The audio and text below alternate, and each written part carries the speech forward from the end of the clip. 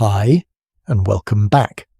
I hope wherever you are right now you're finally getting a moment just for yourself. Phone on silent, shoulders dropping, good. Because tonight's story needs a little quiet around it to really land. It is early morning, in the summer of 1860 inside a small farmhouse in Illinois. A woman is standing behind her bedroom door, turning the lock as fast as her hands will let her. On the other side stand two doctors, the local sheriff, and her own husband. Within minutes an axe will come straight through that door. By sundown she will be locked inside an insane asylum. Her only offence? Disagreeing with her husband out loud inside the church. Before we step through that door together, let me ask you for something small. If you love stories like this one, Forgotten Women Buried History, the kind of moments the textbook somehow skipped over, then take a second right now. Tap that like button, hit subscribe. Maybe drop a comment down below. I go through every single one myself, and I always love hearing from you. Tell me, where are you tonight, tucked into bed, driving somewhere with the radio down low, sitting up because sleep will not come easy tonight? Now go ahead and dim the lights if you can.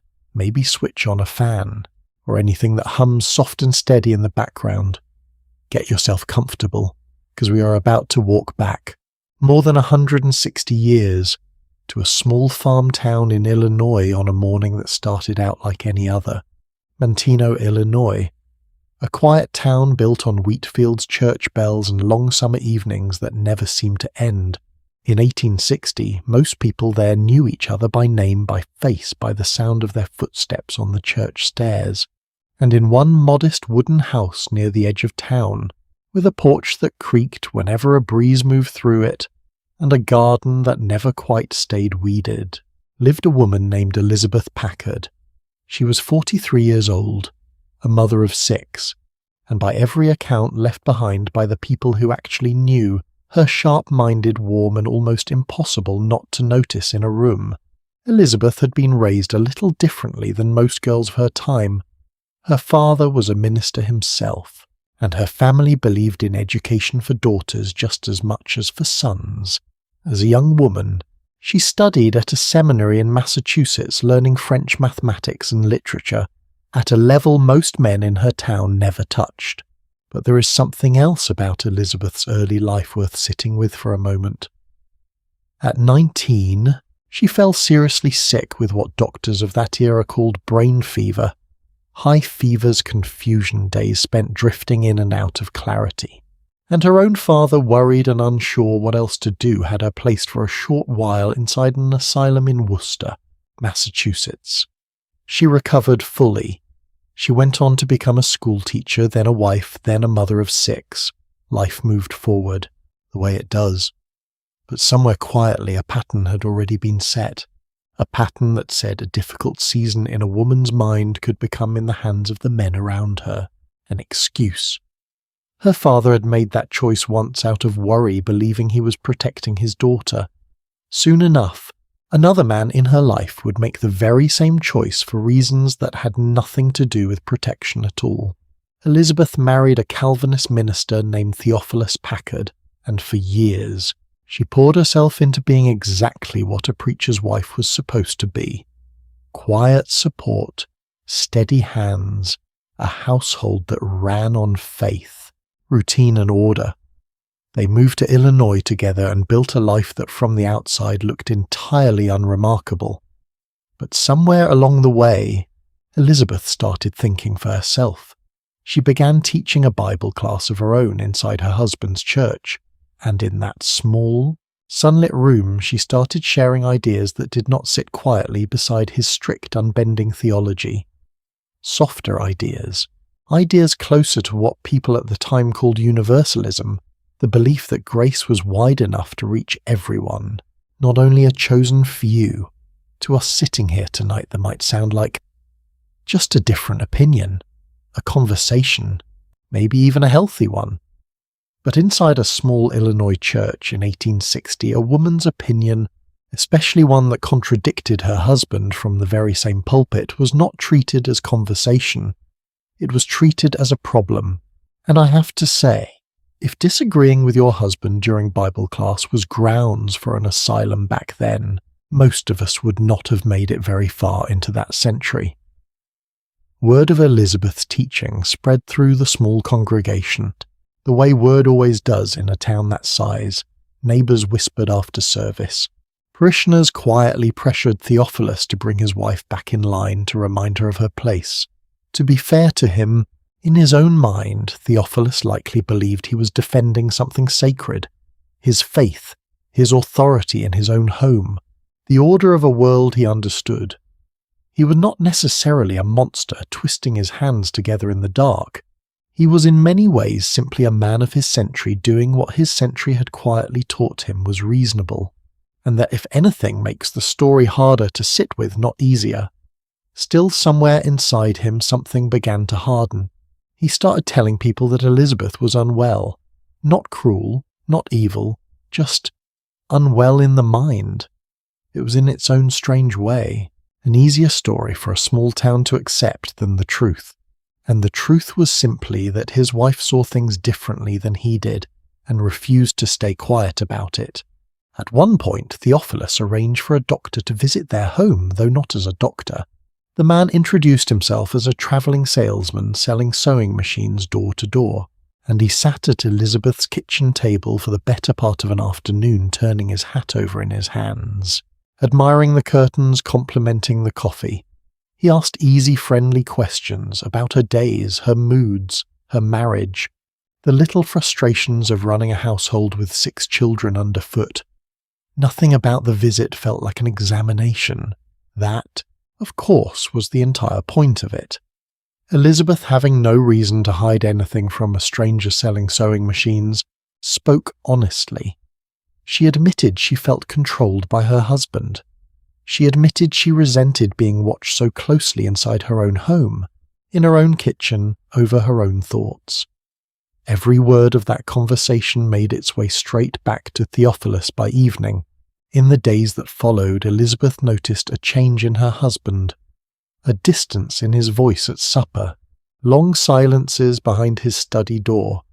She later said she felt something shifting in the house, the way you feel a storm building in the air long before the first drop of rain actually falls, though she could not yet name what it was.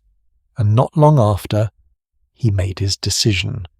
On the morning of June the 18th, 1860, Elizabeth woke to the sound of footsteps outside her bedroom door. Too many footsteps for an ordinary Monday. She looked out and saw her husband standing in the hallway. Beside him stood 2 physicians, both members of his own church, men she had sat beside during Sunday service for years, and just behind them, waiting near the stairs, the county sheriff. In that instant she understood exactly what was happening.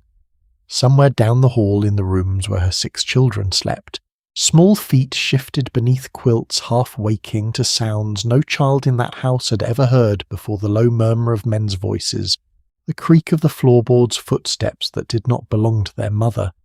She rushed to the door and turned the lock, hands shaking, trying to dress herself as quickly as she possibly could, some small, human instinct telling her she at least deserved to meet this moment on her own terms, fully clothed, standing on her own 2 feet. It did not matter. Her husband moved toward the window instead, an axe raised in his hands, and began striking the wooden frame again and again, the sound splitting through the quiet morning air until the glass gave way. And then the latch, and then the door itself finally swung open beneath him. The 2 doctors stepped inside her bedroom. And here is the detail that still to this day makes historians pause. Neither one asked her a single question. Not one. They did not ask how she was sleeping, or what troubled her mind, or whether she felt well. They simply stepped forward, took her pulse, looked at each other over her shoulder, and pronounced her insane. That was the entire examination. A hand on the wrist, a shared glance, a verdict. Under Illinois law at the time, a married woman could be committed to an asylum on her husband's word alone. No trial required, no independent hearing before a judge, no real proof demanded of anyone. The law itself carried one particular detail written directly into it. allowing married women to be sent away without the same evidence a court would insist on for absolutely any other citizen standing accused. A husband, in other words, needed little more than his own signature and a willing doctor. Let that sit with you for a moment. Elizabeth was told quite plainly to get herself properly dressed now for a ride to Jacksonville to the state hospital for the insane. She looked back once at the house she'd spent more than 20 years building a life inside. The same kitchen table where a stranger had once asked her gentle little questions. The same porch that always creaked in a breeze. Then she stepped into the waiting carriage and the horses pulled away down the dusty summer road. The ride took hours. Fields gave way to fences, fences gave way to open road, and somewhere near the end of it, a building rose up out of the flat Illinois land, a great stone structure with dozens of narrow windows lining its face, built to look from a distance almost peaceful, almost like a place of rest. Elizabeth stepped down from the carriage and walked through its doors under her own power because at that point there was nowhere left to run. That single ride would cost her the next 3 years of her life. Here is what stays with me most about this story. Elizabeth Packard was not raving in the streets that morning. She was not hearing voices or hurting herself or hurting anyone around her. Her only offence was thinking differently than the man she married, and saying so out loud in front of other people. And the truly unsettling part is this. What happened to her that morning was not some rare isolated cruelty carried out by one particularly cold husband in one particularly small town. It was legal. It was ordinary. In certain corners of that century it was almost expected. Somewhere else in another town, behind another locked door, it was very likely happening again on that exact same morning, to a woman whose name we will never even know. So the real question tonight is not whether Elizabeth was insane.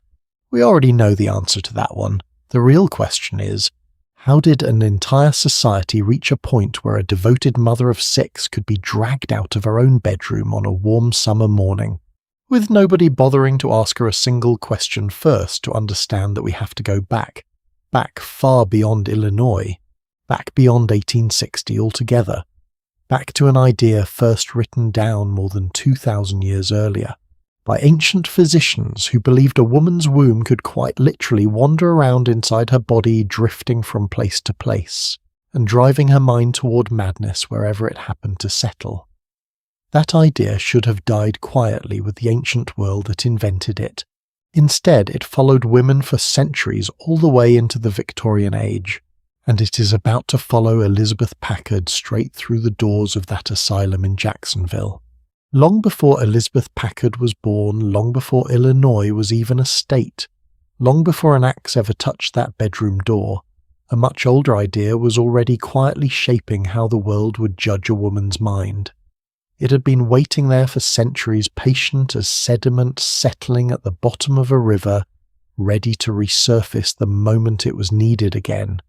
And to really understand what happened to her that summer morning, we need to follow this idea all the way back to where it started, which is further back than most people would ever guess.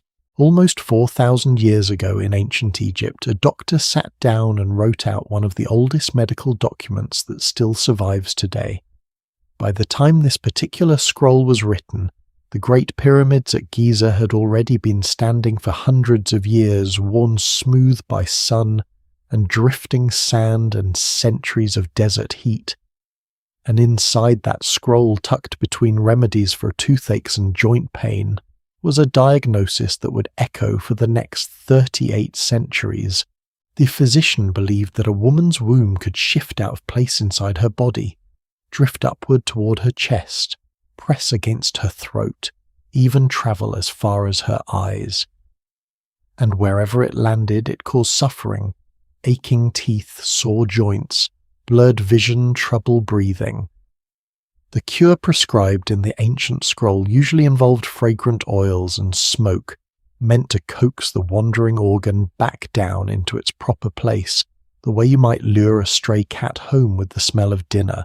It sounds almost sweet in a strange way, almost gentle compared to what was still coming. because 1,000 years later the ancient Greeks picked up this same idea and gave it far more staying power than any Egyptian scroll ever could. Physicians writing under the name of Hippocrates, the same man modern doctors still swear an oath to before they ever touch a patient, filled entire treatises on women's diseases with this belief. They described the womb as something almost alive inside a woman's body, capable of moving on its own, capable of causing chaos when it was not in their words satisfied. A dry womb, they believed, went looking for moisture elsewhere in the body, drifting toward the liver, the heart, even the skull, dragging illness along with it wherever it settled. It is worth pausing here for a second, because this was not some fringe belief whispered about in back alleys. This was the mainstream medical consensus of its day, written down by the most respected physicians in the ancient world, and passed along as established fact for generation after generation. And then Plato, one of the most respected minds in human history, took that idea and ran even further with it. In one of his most famous writings, he described the womb as a living creature with a will of its own, a creature that longed to bear children and grew angry and restless whenever it went too long without doing so. An angry womb, in his telling, would wander through a woman's body, blocking her breath, crowding her other organs, and driving her toward what he called disease of every kind. Let that idea settle for a moment. One of history's greatest philosophers, a man still quoted in university lecture halls today, believed a woman could lose her mind because a part of her body was quite literally throwing a tantrum. I have to say, if any of us tried to explain a headache that way to a doctor today, we would not be getting a prescription. We would be getting a very concerned phone call to a family member. This is also where the word we still use today was born. The Greek word for womb was hystera, and centuries later, when physicians finally needed a name for this cluster of symptoms, blamed on a restless uterus, they reached for that exact root. Hysteria, a word that carries sewn directly into its own spelling the assumption that this was a woman's problem, and only ever a woman's problem by definition. Think about what that actually means for a moment. A man, by the very structure of the word itself, could never technically receive this diagnosis, no matter how anxious, how emotional, how erratic his behavior became. The illness was not defined by the symptoms a person showed. It was defined by the body they were born into. A man showing the exact same anxious, tearful, exhausted symptoms might be told he was overworked or suffering from nerves brought on by too much responsibility. A woman showing those same symptoms was quite literally diagnosed by her anatomy. Roll the clock forward again, closer to 2,000 years ago now, and a physician named Galen offered his own version of the theory, one that would end up shaping Western medicine for centuries after his death. Galen did not fully believe the womb literally travelled through the body like a small animal on the loose.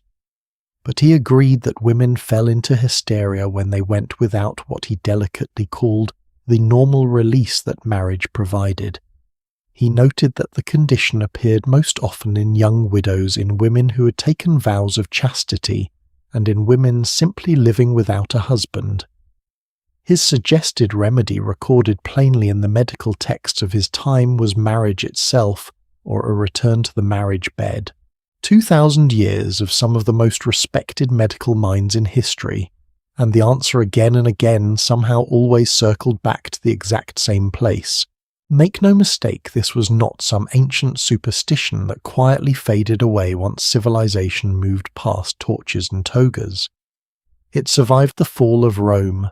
It survived the long centuries of the medieval world, where physicians and clergymen argued over whether hysteria was a disease of the body or a punishment of the spirit.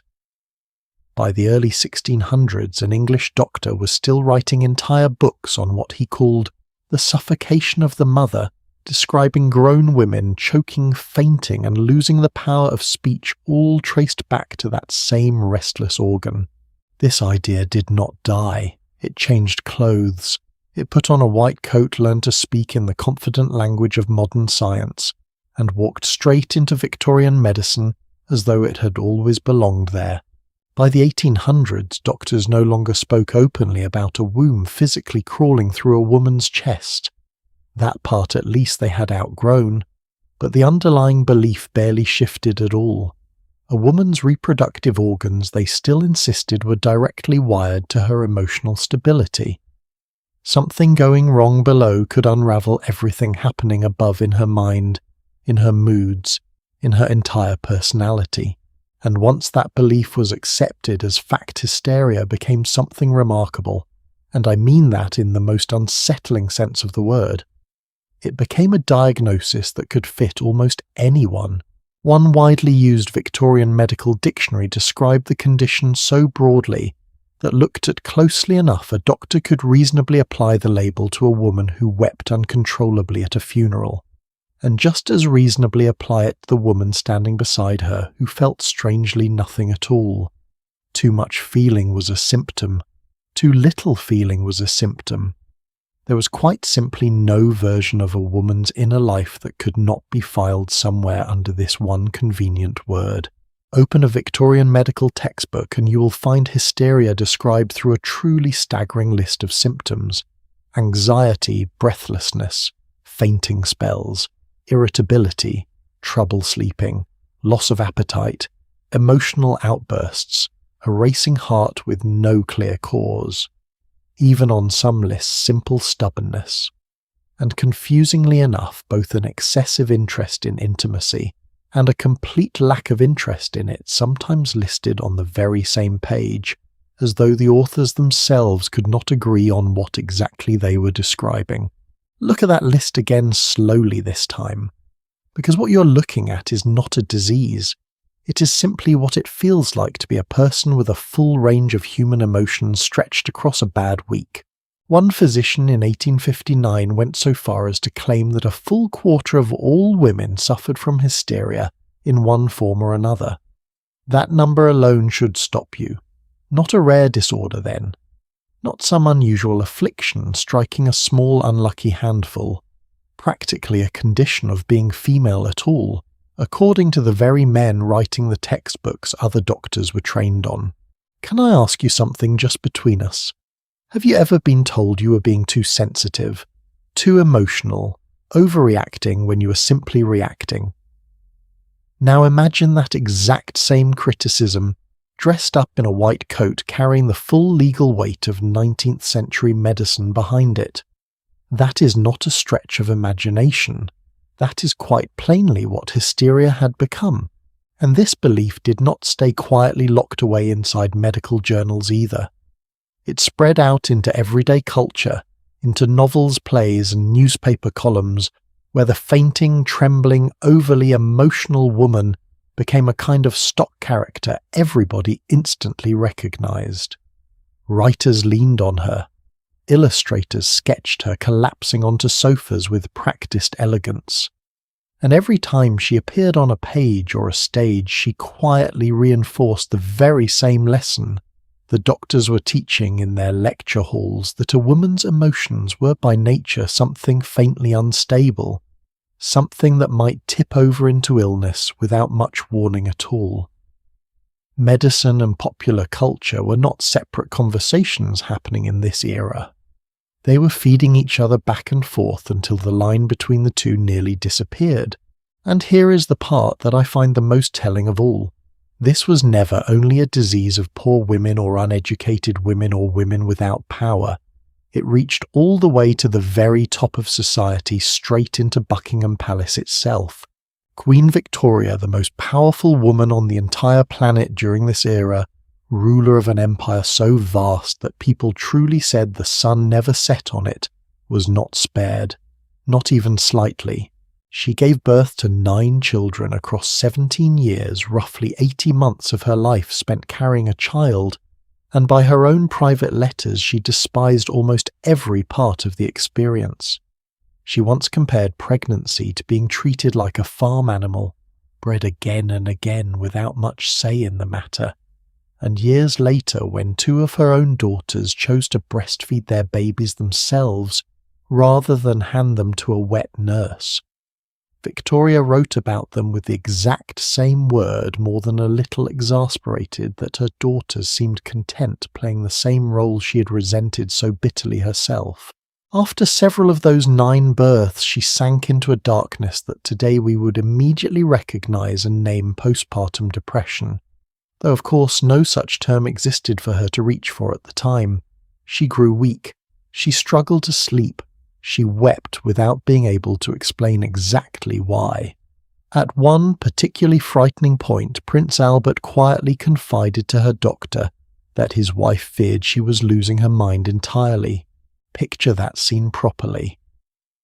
The Queen of England, arguably the single most protected woman alive at that moment in history, surrounded by the finest physicians money and power could gather, terrified in private that her own thoughts were betraying her, and still met with nothing more useful than the same old worn-out story about women's nerves and women's wombs. Years later, gentler and more direct with her own daughter than any doctor had ever been with her. Victoria wrote to warn her about what to expect after childbirth: a heaviness, a tendency towards sudden tears, something she said nearly every woman experiences to some degree and something she herself had suffered through terribly during her first 2 pregnancies. It is in its own quiet way one of the more touching pieces of honesty to survive from that entire century, a mother trying to hand her daughter a warning that nobody had ever thought to give her.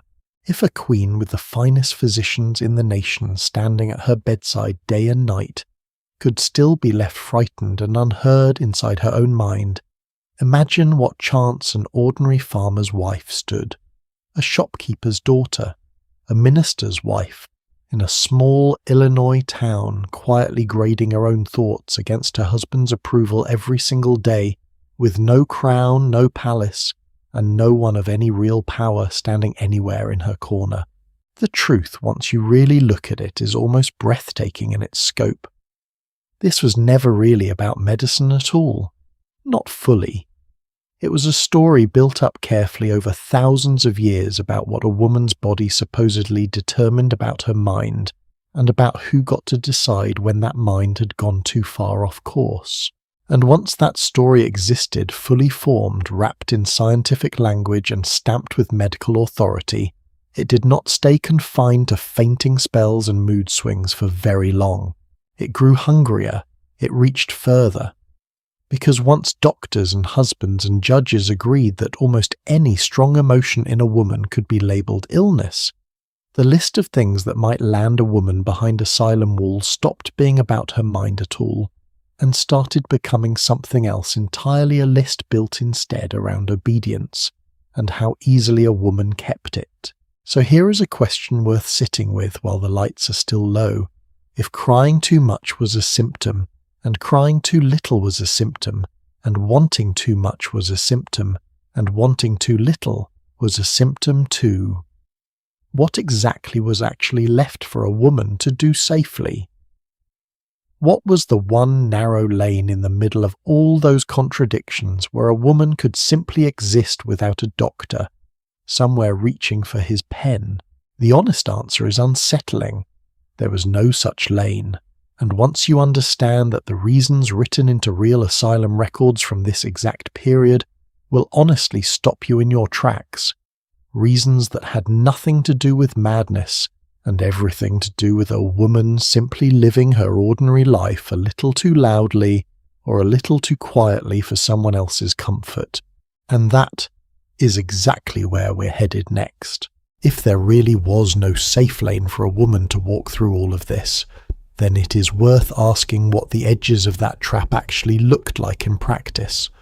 Not in theory, not in a medical textbook written by a man who had never once doubted his own mind, in real houses on real evenings to real women who were simply going about their lives doing nothing more dramatic than living exactly the way they wanted to.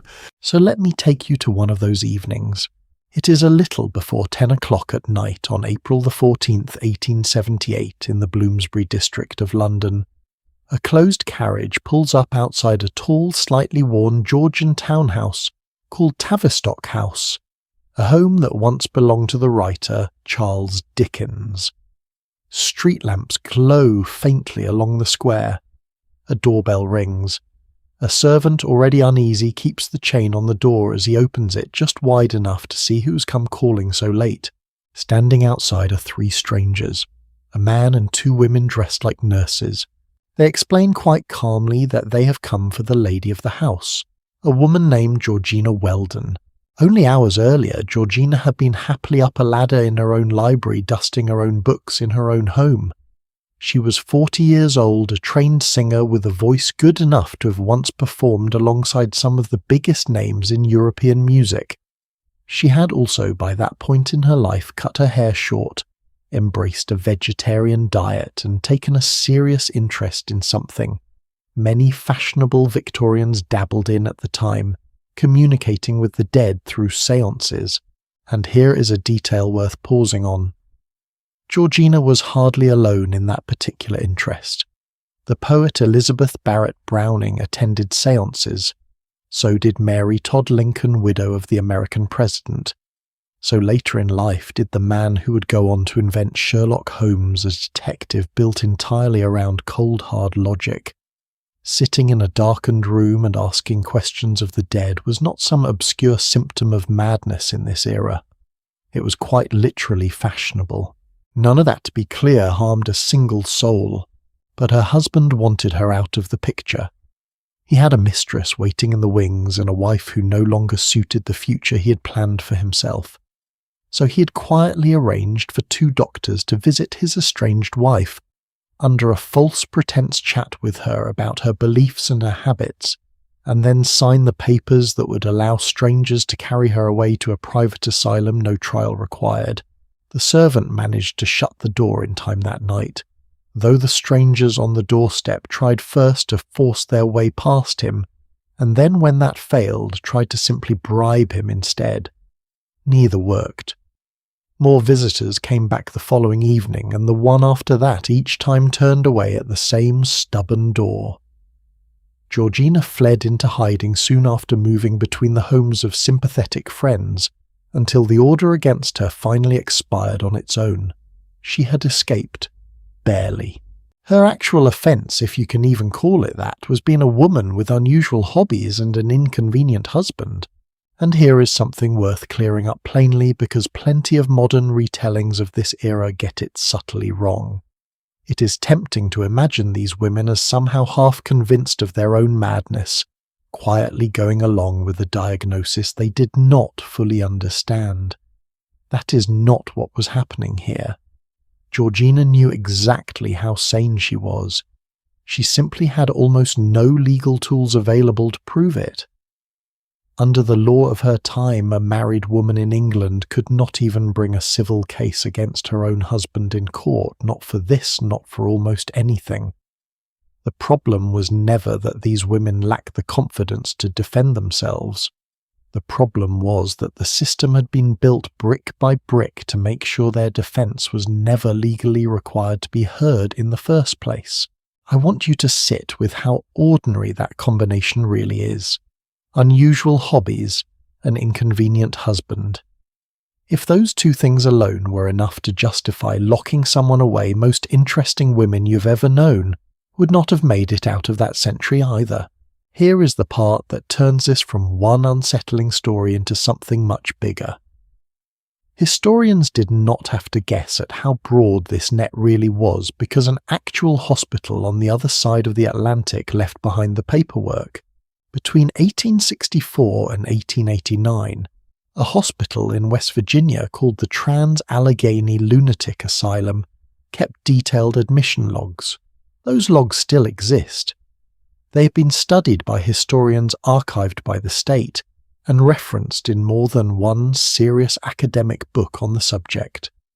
And among the causes doctors recorded for why a patient had supposedly lost their mind, you will find entries like laziness, egotism, disappointed love, jealousy, grief, novel reading, imaginary female trouble, what the staff simply called time of life, meaning menopause, and almost unbelievably something the hospital staff labelled overaction of the mind, a phrase that in practice could mean nothing more dramatic than a woman who wanted to keep educating herself past the point her family thought was proper. Go back over that list slowly and notice something. Not one single entry on it describes an actual symptom of illness. Every single one described a personality, a mood, a choice. A woman being simply herself, a little too loudly for someone else's comfort. Honestly, going through the rest of that admission log, you start to wonder how any Victorian woman stayed out of an asylum long enough to grow old. Tobacco use made the list. So did simple bad company, meaning spending time with the wrong friends. At this rate, half the women I know today would have been committed twice before breakfast. And remember, this is only the paperwork that happened to survive carefully enough, written and carefully enough stored that a historian could still find it a century and a half later. For every ledger like this one that made it into an archive, how many smaller, quieter commitments simply vanished with no surviving record at all? No researcher ever able to type the woman's name into a search engine and bring her back into the light. Now, I want to be fair here because good history always earns its claims honestly, rather than reaching for the most shocking version of events. Most historians studying this exact document are careful to point out that these were not standalone checkboxes where liking novels alone would land you behind asylum walls the following morning. Many of these patients were already struggling with real serious conditions, seizures, severe depression, what we would now recognize as dementia. What the doctors were attempting to record in their own limited and frequently misguided way was a supposed root cause behind an existing crisis. But here is why that honest correction does not actually make the story any more comforting. Because it tells you something else entirely, something arguably worse. It tells you that when a doctor sat down to explain why a woman's mind had broken, the very first places his thinking went were books, ambition, jealousy, sadness, and disappointed love. Ordinary human experiences treated as plausible medical explanations for a shattered mind. That was simply how deeply this belief about fragile, overheated female emotion had settled into medicine by then. It was not a fringe idea whispered by one careless doctor in a single hospital in West Virginia. It was the water everyone in that profession was swimming in on both sides of the ocean decade after decade. And the exact same pattern shows up across the ocean in British asylum records from this same stretch of the 1800s. Reasons documented there include religious excitement, meaning a woman who had grown a little too passionate about her own faith for her family's taste, the sudden death of a husband, rigorous intellectual study, which is a remarkably formal way of writing down that a woman had simply been reading too seriously, refusing a marriage her family had already arranged on her behalf, and in more than one surviving case simply asking for a divorce. In an era when leaving an unhappy or even an actually dangerous marriage required extraordinary courage to begin with the law, occasionally answered that courage with a diagnosis instead of a resolution. And this was never just an American oddity or a strictly British one either. Wherever Victorian-era medicine took hold in France, in parts of Germany, across much of the Western world, some version of this exact same broad, forgiving definition of female madness travelled along with it. Different hospitals, different languages on the paperwork, different handwriting in different ledgers. The same underlying assumption sitting quietly underneath all of it, that a woman's mind was simply less stable ground to build on than a man's and needed watching accordingly. There is one more detail from this period that I think deserves real attention, because it is not really about vague spongy diagnoses at all. It is about a very real medical mistake with very real human cost. doctors of this era frequently confused epilepsy with hysteria.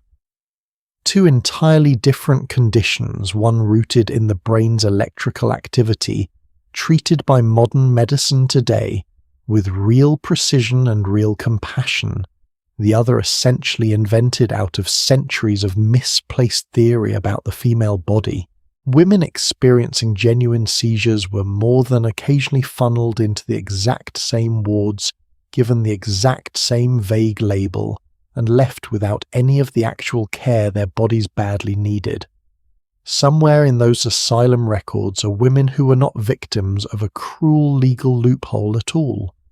They were simply sick in a knowable, treatable way, and the men responsible for their care never bothered to look closely enough to notice the difference.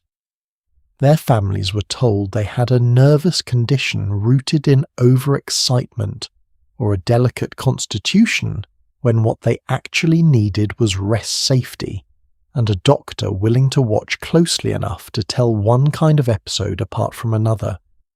Instead, they were filed under the exact same convenient word as everyone else and largely forgotten. Can I ask you something? Have you ever watched a doctor struggle to explain a symptom they simply did not have a name for yet, and reach for the nearest label that was already sitting on the shelf, whether or not it actually fit? That instinct did not begin with modern medicine. It has been part of the story for a very, very long time. What all of this adds up to when you step back far enough to see the whole shape of it is not really a story about medicine failing women. Medicine, in some limited sense, was trying. What this is truly a story about is how astonishingly little separated a diagnosis from an inconvenience. A wife who lost herself in too many novels, and a wife who asked one too many uncomfortable questions at the dinner table, could end up standing in front of the exact same asylum door.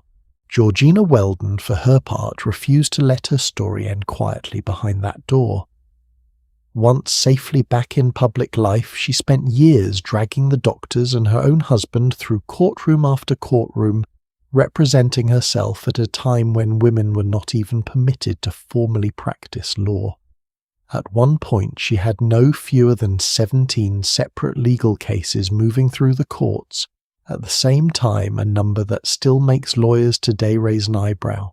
She won case after case sometimes, to the visible frustration of judges who had never faced a woman quite like her, and her relentless headline-grabbing fight became one of the pressures that eventually forced lawmakers to rewrite England's lunacy laws, entirely tightening the very rules that had almost swallowed her whole.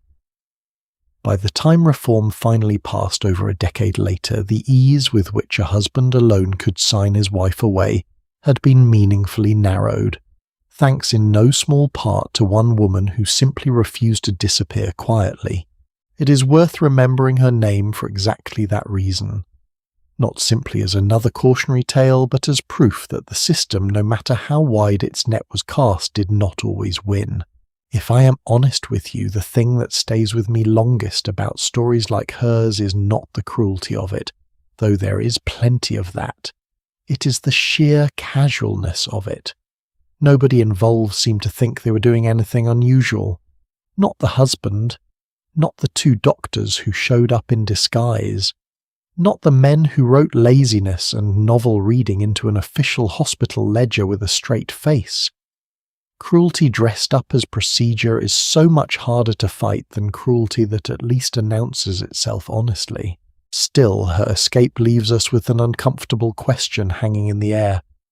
If a wealthy, well-connected singer with friends in high places barely slipped through this net purely by luck and a servant's quick hands on a door chain, what happened to the women who had no such luck at all, no friends to hide with? No public platform to fight back from, no headline writers eager to take up their cause. Just a husband, a signature, and a system built quite deliberately to ask no further questions once that signature was already resting on the page. That signature and the almost unbelievable amount of power it carried all on its own, without a single independent doctor without a courtroom, without so much as a knock on the door beforehand, is exactly where this story turns next. A signature on a piece of paper. That is honestly all it took, and it is worth circling back to the woman we already met because her story did not end the moment those asylum doors swung shut behind her. If anything, most retellings of her case stop far too early right at the dramatic part, the axe, the carriage, the long ride to Jacksonville, and then quietly move on to something else. But that morning was only the opening scene. What comes next is stranger, harder, and in the end far more remarkable. Elizabeth Packard spent the next 3 years of her life inside the Illinois State Hospital for the Insane in Jacksonville, under the direct care of a physician named Andrew McFarland. Here is something worth knowing about McFarland before we go any further. He was not some backwoods quack running a crumbling institution out of ignorance. He was respected, educated, a rising figure in the still fairly young field of American psychiatry, the kind of physician other doctors wrote to for advice. Well regarded enough within his profession that his name would later be attached to an entire psychiatric hospital for more than half a century after his death, which makes what happened inside those walls even harder to sit with. According to later testimony and Elizabeth's own detailed accounts, treatment methods used on patients under his care were by more than one modern description, disturbingly near what we would now recognize as a form of waterboarding. Cold water, forced submission, the total removal of a person's ability to control their own breath, all justified at the time as legitimate medical practice for calming an agitated mind. Take a breath after that one, and then brace yourself for the next part too, because it is the detail that turns this from a story about cruelty into a story about something closer to quiet heroism. Elizabeth did not break. Instead, she started writing everything down. Every conversation with McFarland, every treatment, every small injustice she witnessed happening to the women around her. Women who, unlike Elizabeth, had no husband back home literate enough or motivated enough to ever come looking for them. She recorded names, dates, the specific things staff members said to patients when they thought nobody credible was listening closely enough to remember it later. She kept mental notes on which women around her seemed to her, careful eye, entirely rational, simply inconvenient to somebody outside those walls in exactly the way she herself had been. 4 months into her confinement, she composed a 21-page written argument for her own release and handed it directly to the man holding the keys. McFarland looked it over, and then he simply set it aside for years. Can I ask you something? Have you ever tried to argue your way out of a situation using nothing but pure, careful logic, only to realize the person across from you was never actually listening in the first place, because your very act of arguing was itself being used as proof that something was wrong with you? That is similar to the trap Elizabeth was living inside every single day for 3 straight years. By 1863, hospital officials finally released her. Not because they had come to believe she was well. The official paperwork actually declared her incurably insane, which sounds on the surface like the worst possible outcome, and yet somehow became her ticket out the front door. The real reason historians now generally agree was more practical than compassionate. Her adult son had come of age and pressured the institution to let her go, and frankly an incurable patient took up a bed that could otherwise be filled by someone the hospital considered treatable. There is something almost darkly funny about that particular piece of bureaucratic logic, if you allow yourself to laugh at it for a second. The label meant to condemn her permanently was the exact same label that finally set her free. You would think that release meant the story was finally over. It was not. Elizabeth returned home to Theophilus, and rather than welcoming his wife back, he locked her inside their own house instead. Specifically inside the nursery, the very room where she had once rocked their youngest children to sleep, where he had the windows nailed shut from the outside. He intercepted her letters before they ever reached the post. He forbade their own children from speaking to her, so that a woman who had survived 3 years of isolation among strangers now found herself isolated inside her own family, surrounded by children who'd been carefully instructed to treat their own mother as a stranger too. And quietly behind her back he began arranging to have her committed again permanently, this time in a hospital clear across the country line in Massachusetts, far enough away that reaching her would become nearly impossible. A woman who had already survived 3 years inside an asylum, now locked inside her own home by the very same husband planning her permanent disappearance for a second time. I do not think most modern thrillers would even dare write a plot twist this cruel, because audiences would call it unrealistic. But Elizabeth had learned something valuable during those 3 years, and it turned out to be the exact skill that would eventually save her. Patience paired with meticulous documentation. From inside that nailed-shut nursery, she managed to drop a written note out through a gap in the window frame. A friend picked it up from the ground below. That single scrap of paper made its way to a local judge named Charles Starr. Judge Starr issued a writ of habeas corpus, a legal order demanding that Theophilus physically bring his wife before the court and justify out loud in public exactly why she was being confined. Theophilus showed up with the hospital's old paperwork in hand, the same document declaring her incurably insane, and calmly told the judge he was simply providing his wife, in his own words, all the liberty compatible with her welfare and safety. Judge Starr was not convinced. He ordered a full jury trial to settle the matter properly once and for all. That trial ran for 5 days in January of 1864 inside a modest Illinois courtroom, and it is honestly one of my favourite pieces of courtroom history that most people have somehow never heard of. Physicians who had barely spoken with Elizabeth took the stand and argued that her unconventional religious opinions were all on their own sufficient evidence of insanity. One after another they described her calm, articulate disagreement with her husband's theology as though it were itself a kind of fever. Neighbours and friends who had actually known her for years testified to the opposite, describing a sharp, capable, entirely rational woman, someone they had trusted with their own children, their own secrets, their own Sunday afternoons. At one particularly satisfying moment, a theologian stood up and calmly informed the entire courtroom that plenty of respected European intellectuals held religious views remarkably similar to Elizabeth's, which rather undercut the argument that her beliefs alone marked her as unwell. If holding those opinions made a person insane, he seemed to suggest half of educated Europe belonged in an asylum right alongside her. The jury retired to deliberate.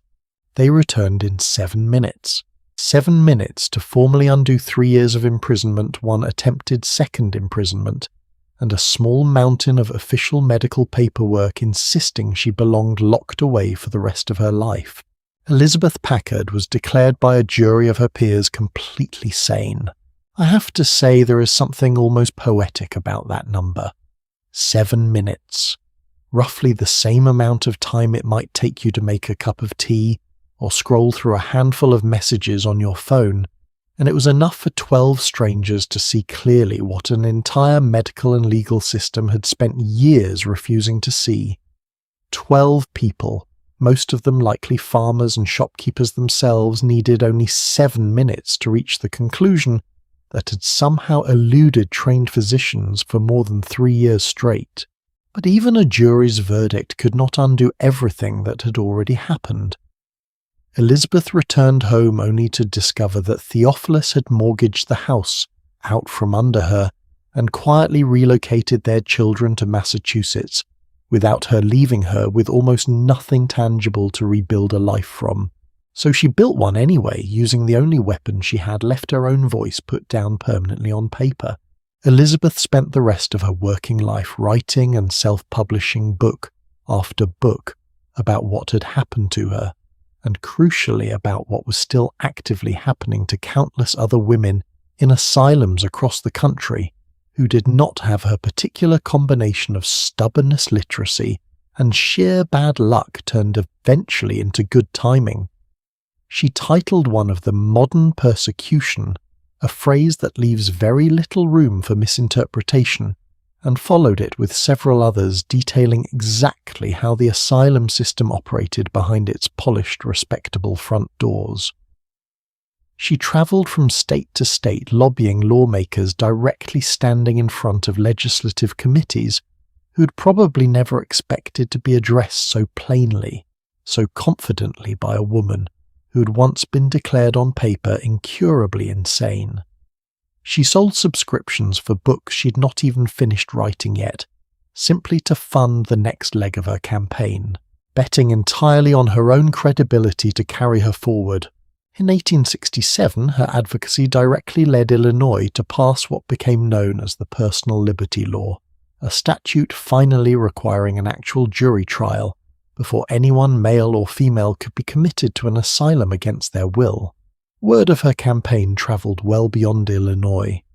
Within her own lifetime, at least 4 other states revised their own commitment laws, in direct response to the case she kept building one legislative hearing at a time in State House after State House, often standing entirely alone at the front of the room. And here is where this story does something I honestly did not expect the first time I researched it properly. It circles back on itself in the most satisfying way possible. Years later, the very same Dr. Andrew McFarland, Elizabeth's former captor, found himself involved in another deeply publicized insanity case, this time concerning Mary Todd Lincoln, widow of President Abraham Lincoln, a woman whose grief-spending habits and unconventional behavior after her husband's assassination had made her an easy target for exactly this kind of accusation. McFarland argued once again that a woman experiencing grief and unconventional behavior belonged locked away indefinitely for her own good, the same argument almost word for word that he had once used to justify keeping Elizabeth confined for 3 years. But this time thanks largely to the exact legal protections Elizabeth Packard had spent years fighting to establish Mary Todd. Lincoln was guaranteed a proper jury trial before any such decision could be made. She ultimately walked free. A woman Elizabeth Packard almost certainly never met in person, ended up quietly protected by a law that existed only because Elizabeth had once been dragged out of her own bedroom by an axe, and had refused ever since that morning to simply disappear quietly. If that does not qualify as a full satisfying circle closing shut on itself, I honestly do not know what would. What strikes me most looking back at all of it now is how quiet the actual mechanism of her victory turned out to be. No dramatic rescue, no powerful ally swooping in to save her. Just one woman sitting alone in a room she was not permitted to leave, writing things down with a patience that must have felt in the moment almost pointless. And then decades later, that patience reaching forward through time to protect a stranger she would never meet in a courtroom, she would never see. That is not the kind of ending Hollywood usually writes. It is better because it actually happened. There is one final piece of this particular story, and it happened recently enough that it almost does not belong in a video about history at all. For more than 50 years, a psychiatric hospital in Springfield, Illinois carried Andrew McFarland's name printed on letterhead carved somewhere on a building, spoken by receptionists, answering the phone thousands of times a year without anyone thinking twice about it. In 2023, the state of Illinois officially retired that name along with the man's legacy of quiet institutional cruelty and renamed the same facility in Elizabeth's honor instead. A hospital once built in part on the wreckage of one woman's stolen years now quietly carries her name forward instead of his on the very same letterhead spoken by the very same receptionists, a small but real correction. More than a century and a half after that axe first came through her bedroom door, history does not often hand you an ending this clean. When it does, it feels worth pausing on before we move any further into the night, Because Elizabeth's story, remarkable as it is, was never actually unique to Illinois, or to one particularly stubborn minister with an axe. Almost the exact same pattern, a husband, a signature, a set of doctors willing to look the other way, was quietly playing out around that very same era across an entire ocean, inside the home of one of the most famous novelists in England, married to a woman whose own fight would end up looking remarkably and painfully familiar. Different accent, different courtroom, the same signature doing exactly the same quiet damage. The novelist in question was not some minor figure scribbling away in obscurity.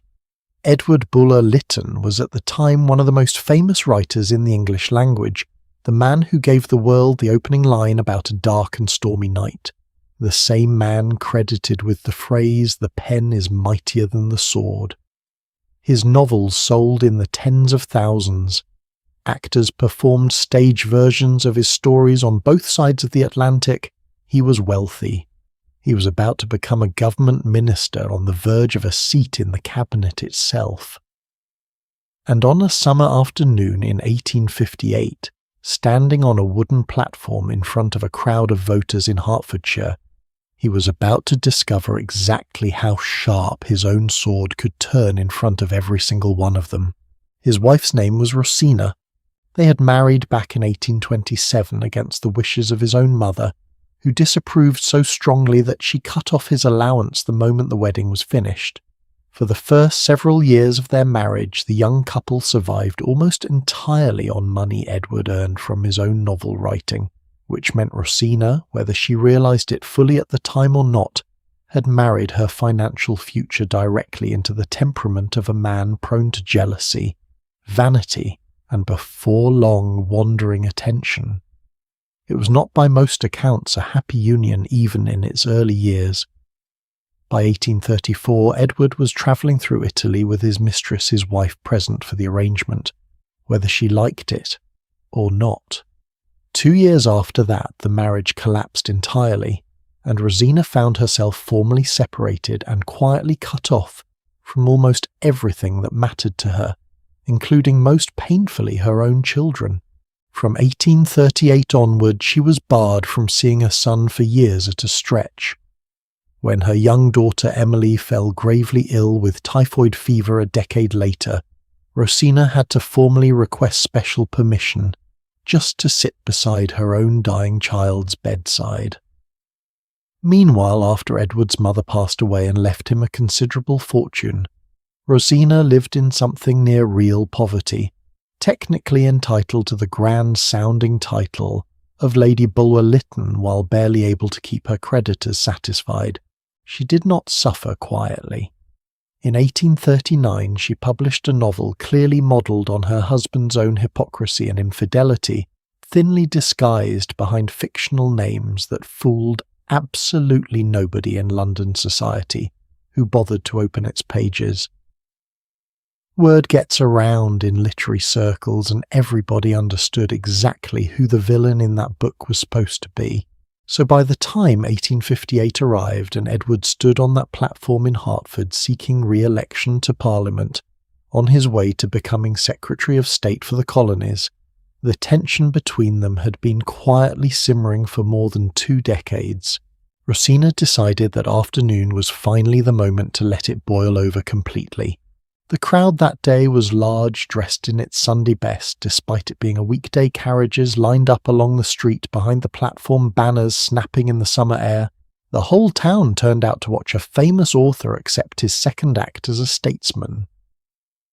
Rosina pushed her way through that crowd of voters right up toward the front of the platform, and in front of everyone gathered to hear her husband's polished campaign speech, she denounced him publicly, loudly, specifically, calling him a monster, accusing him of mistreating her for years, and most devastatingly of all, holding him responsible in some measure for their daughter's death.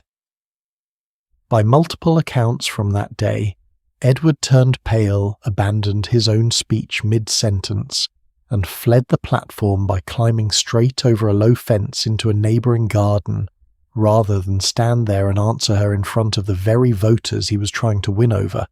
I have to say, if there is a more purely satisfying image anywhere in this entire era of history, a proud, celebrated novelist scrambling undignified over a garden fence to escape his own wife in front of a crowd, I have not come across it yet. Somewhere, a very young Victorian child in that audience probably went home and asked their parents why the famous author ran away like that, and I would give quite a lot to have heard whatever answer they were given. Their son Robert was standing on that platform too, and here is where this story takes a turn that I think is honestly more painful than anything that happens next. Robert did not run to comfort his mother. He sided instantly and completely with his father, a habit he had apparently practiced for years, already having grown up almost entirely under his father's roof and his father's version of events.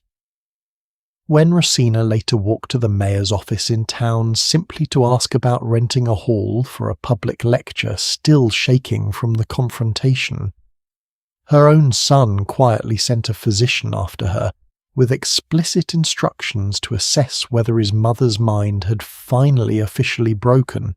26 years old, educated, already building a promising career of his own, and his first instinct in the middle of his parents' worst public collapse was to help build the case against his own mother. Think about this for a second, even if the answer stings a little. Has a family member ever taken someone else's side against you so quickly, so completely that it felt more painful than the original conflict itself? That is roughly the position Rosina found herself in, except her son's choice came with the power to have her legally imprisoned attached to it. Days later in London, Rosina visited the home of a physician named Frederick Hale Thompson. This detail matters enormously, so stay with me on it.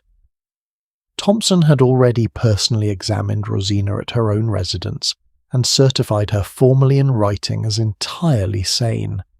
And yet while she sat inside his own house, she was suddenly confronted with commitment papers, already prepared, already signed by 2 other men. Not psychiatrists, not physicians with any real expertise in the mind at all. One was an eye surgeon, the other was an apothecary, essentially a pharmacist. Neither one, by most surviving accounts, had properly examined her before putting his signature on the page declaring her insane, under the Lunacy Act of 1845 that was unbelievably more than enough. 2 signatures from men with no meaningful qualification to judge the state of anyone's mind quietly outweighed the written professional opinion of an actual doctor who had already examined her properly and found nothing wrong at all. The system, it turned out, was never really designed to weigh evidence carefully. It was designed to move quickly once the right family member decided it was time. Rosina was taken immediately to a private institution in Brentford called White House, run by a man who technically avoided calling it an asylum at all, insisting instead it was simply his own private residence, a legal technicality that changed absolutely nothing about what was actually happening to the woman inside it.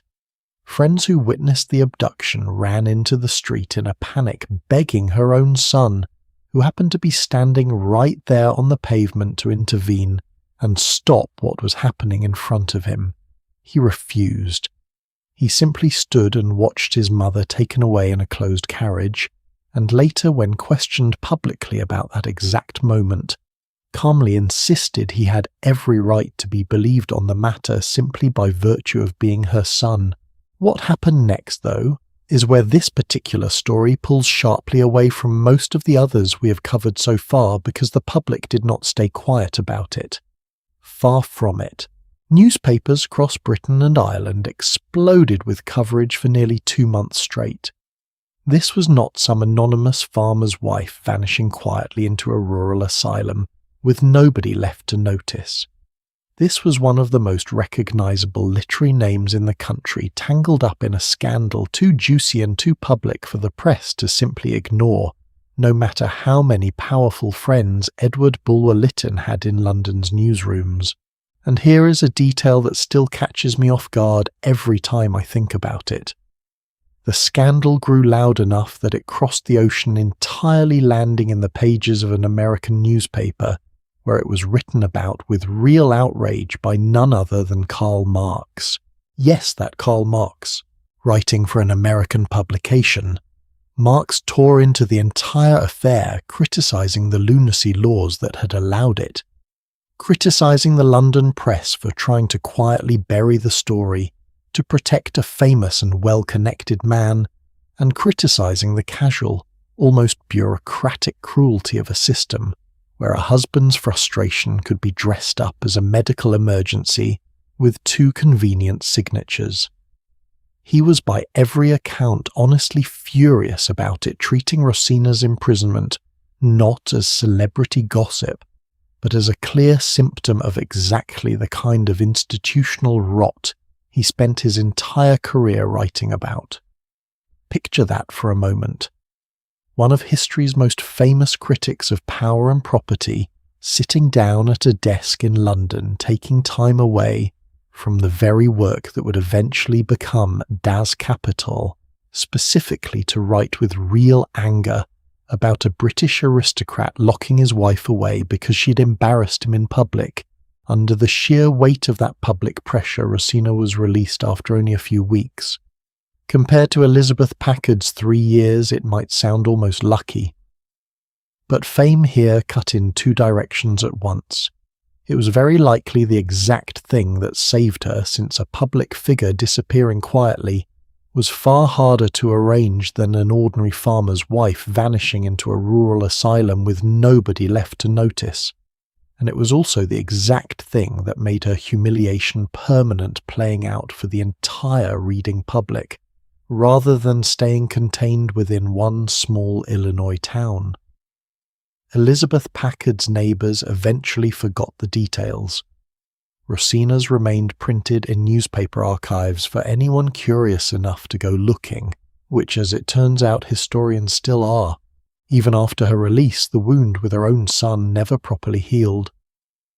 Robert, still largely loyal to his father, later wrote a mocking little verse about the whole episode, cheerfully poking fun at his own mother's public outburst, rather than reckoning honestly with what had actually been done to her, comparing her arrival at the hustings to little more than a comic disturbance. Rosina, for her part, spent years afterward writing her own account of everything that happened, a memoir she titled A Blighted Life.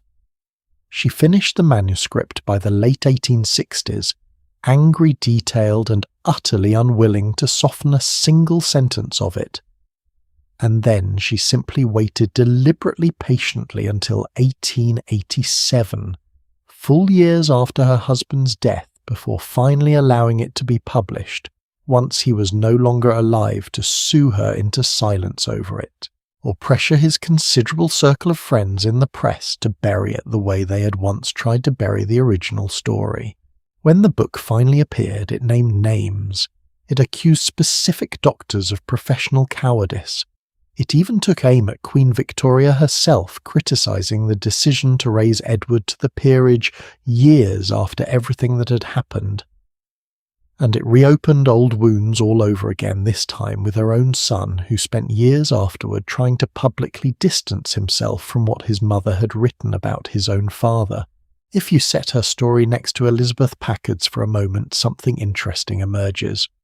Both women confronted their husbands publicly, one in a quiet Bible class in front of a handful of neighbours, the other on a crowded political platform in front of an entire county. Both were met almost instantly by doctors willing to sign whatever paperwork was placed in front of them, regardless of how thin the actual examination had been. Both lost access to their own children as a direct consequence of speaking up.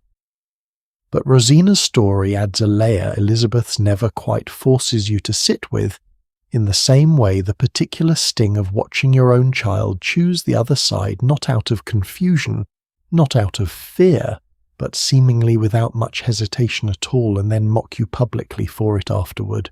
It raises an uncomfortable question worth carrying with you into the rest of tonight's story.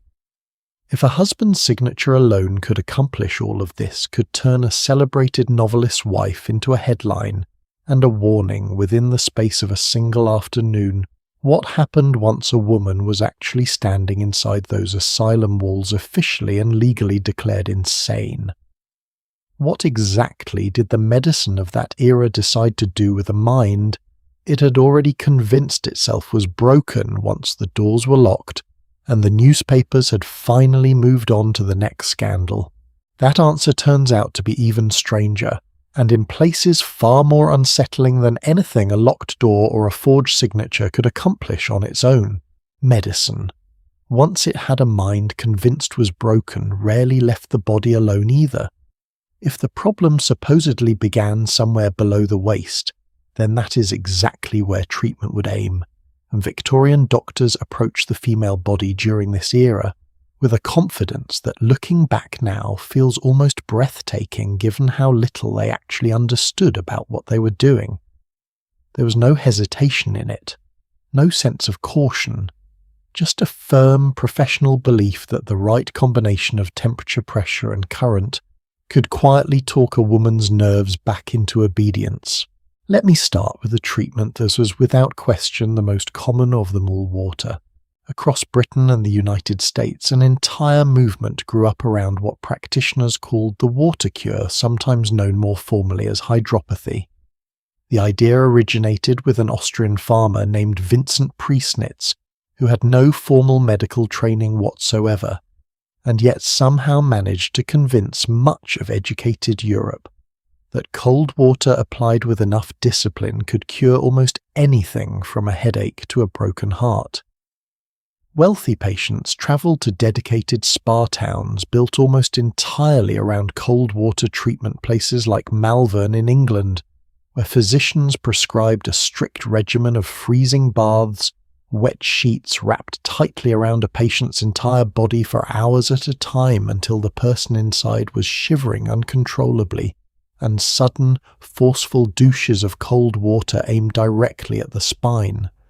The theory, as strange as it sounds today, held that shocking the nervous system with cold could somehow reset an overexcited female mind, calming what doctors believed was an inflamed, overheated set of nerves. Patients paid enormous sums of money for the privilege of being wrapped, soaked and shivered back toward what their doctors called equilibrium, often travelling considerable distances and staying for weeks at a time in pursuit of a cure that by any modern medical standard amounted to little more than expensive prolonged discomfort. Alongside the water cure sat electricity, another Victorian obsession dressed up in medical language. Physicians used devices that delivered mild electric currents to a patient's back limbs, or scalp, a practice generally known as electrotherapy, convinced that a gentle jolt could stimulate a sluggish nervous system back toward normal function. Entire clinics built their reputation around this single technique, with patients sitting quietly while wires ran from a hand-cranked generator to metal plates pressed against their skin, the machine humming softly in the corner of an otherwise silent consulting room. None of it was rooted in anything we would recognize today as real neuroscience. Most of it honestly sounds closer to something you would find advertised in a slightly disreputable catalogue than in a respected medical journal, and yet at the time it was taken with complete seriousness by some of the most credentialed physicians in the Western world, published in serious journals, taught in serious lecture halls, defended with real professional pride.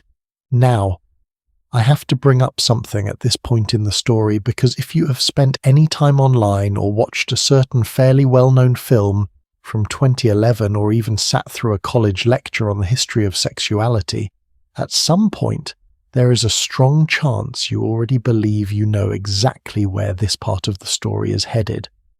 This particular claim has become so widely accepted that most people repeat it with total confidence, never once suspecting there might be a problem with it.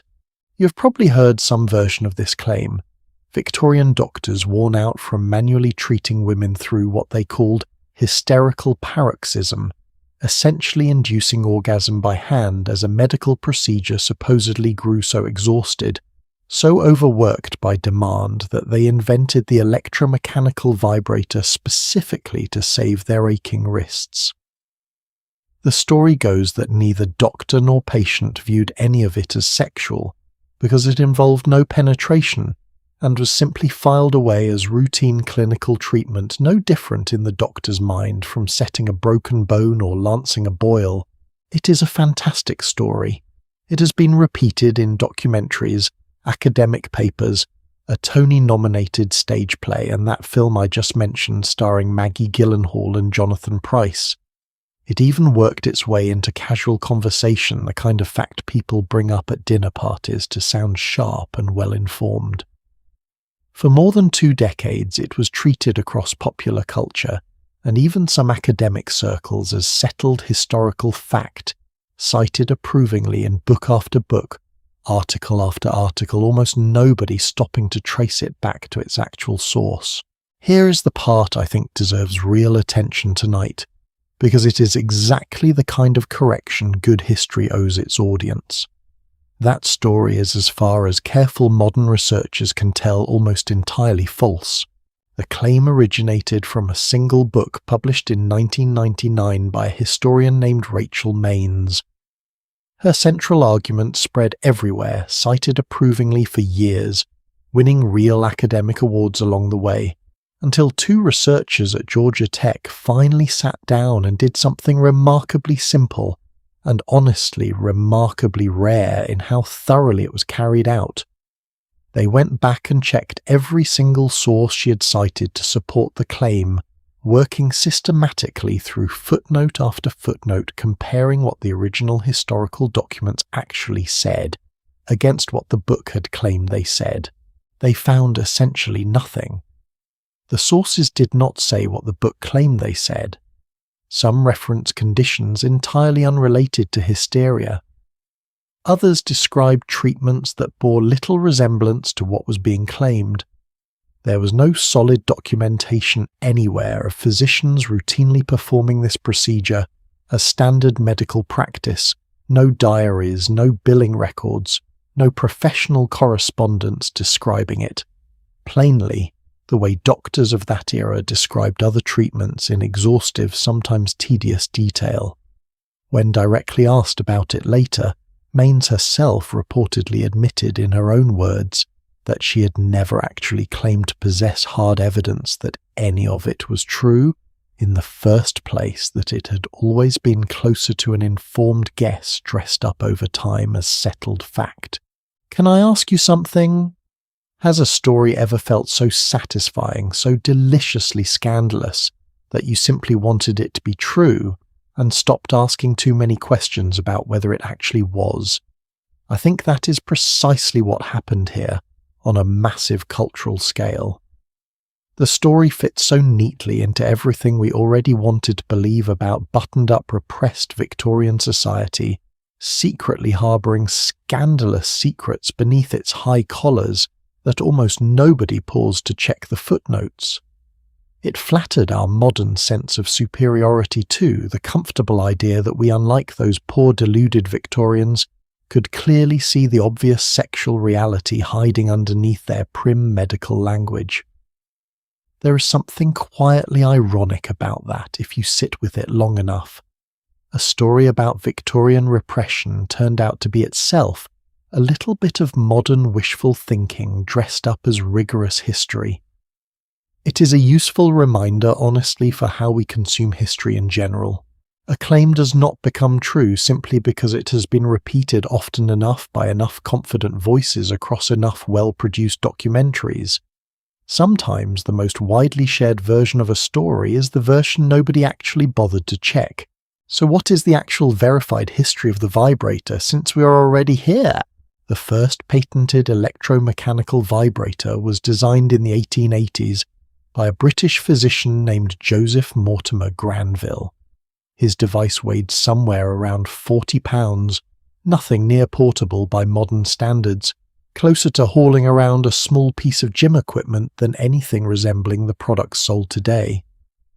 He built it in his own explicit published writing from 1883 to treat something else, entirely nerve pain and muscle fatigue primarily in men, labourers and tradesmen suffering from what doctors of the period called neuralgia.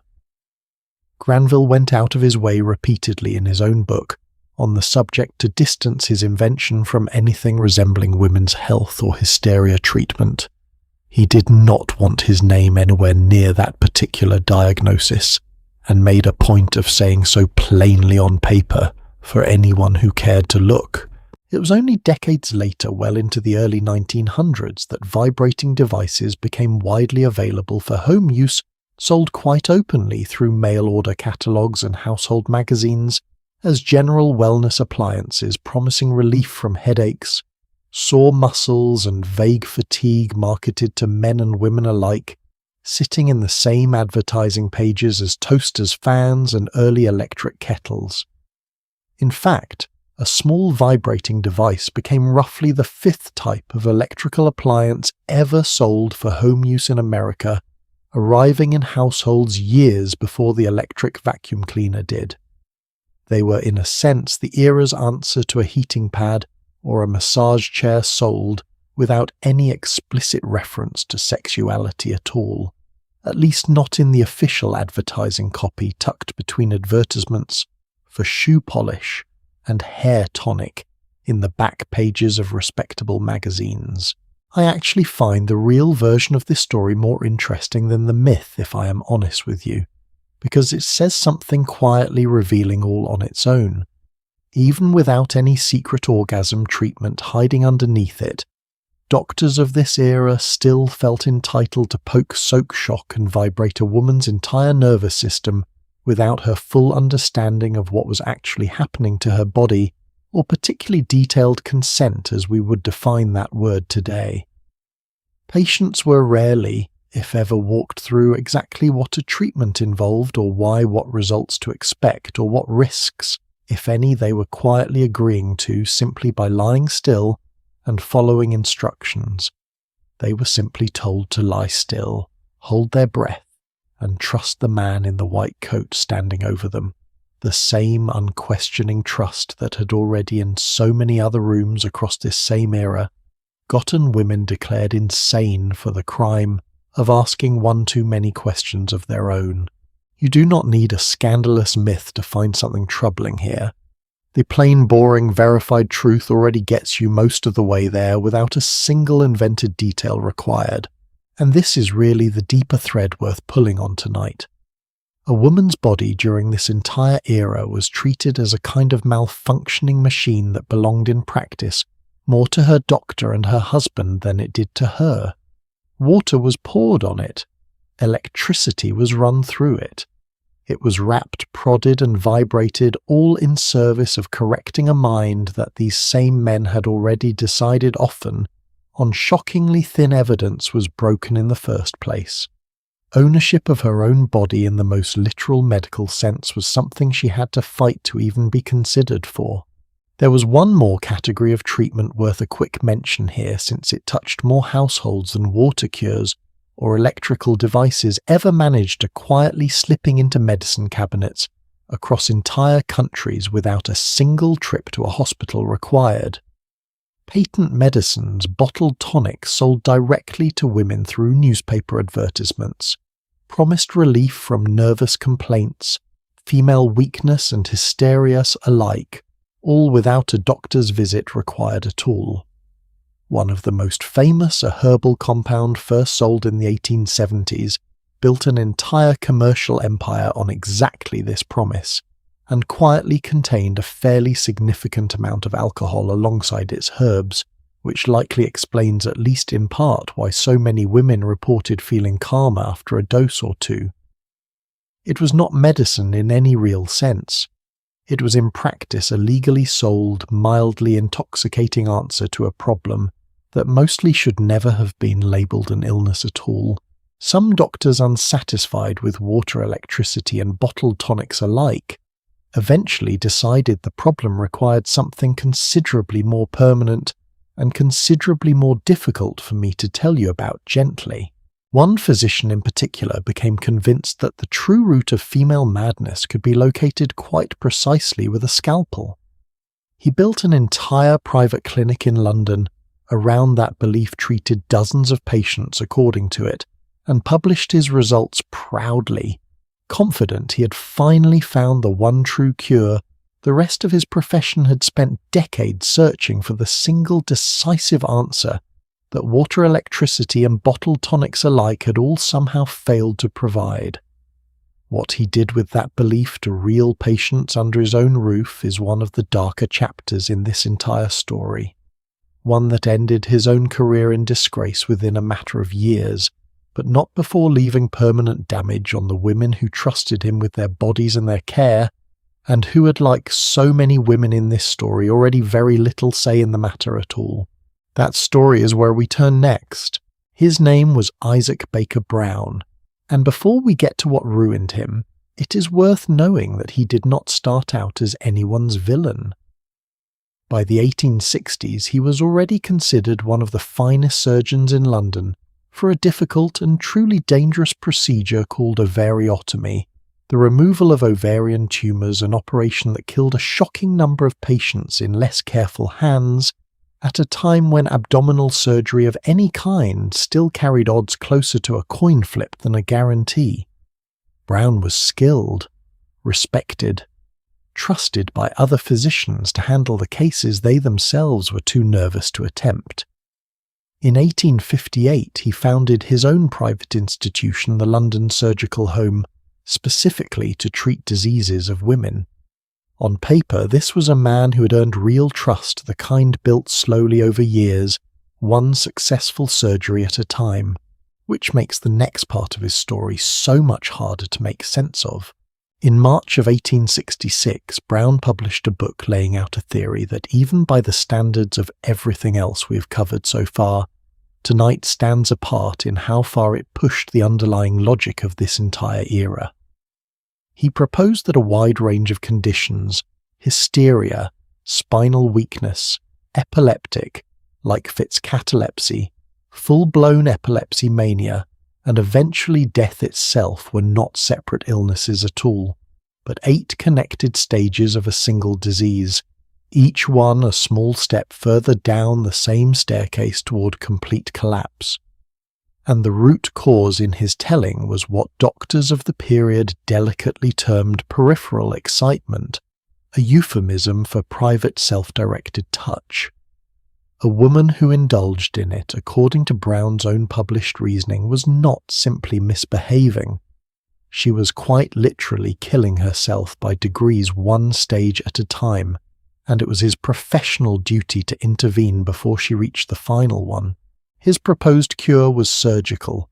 He advocated removing certain external genital tissue, entirely describing the operation in his own published words as humane and effectual, claiming remarkably fast results with almost no real risk attached, and reporting an almost suspiciously high success rate among the patients he had already treated by the time the book reached print.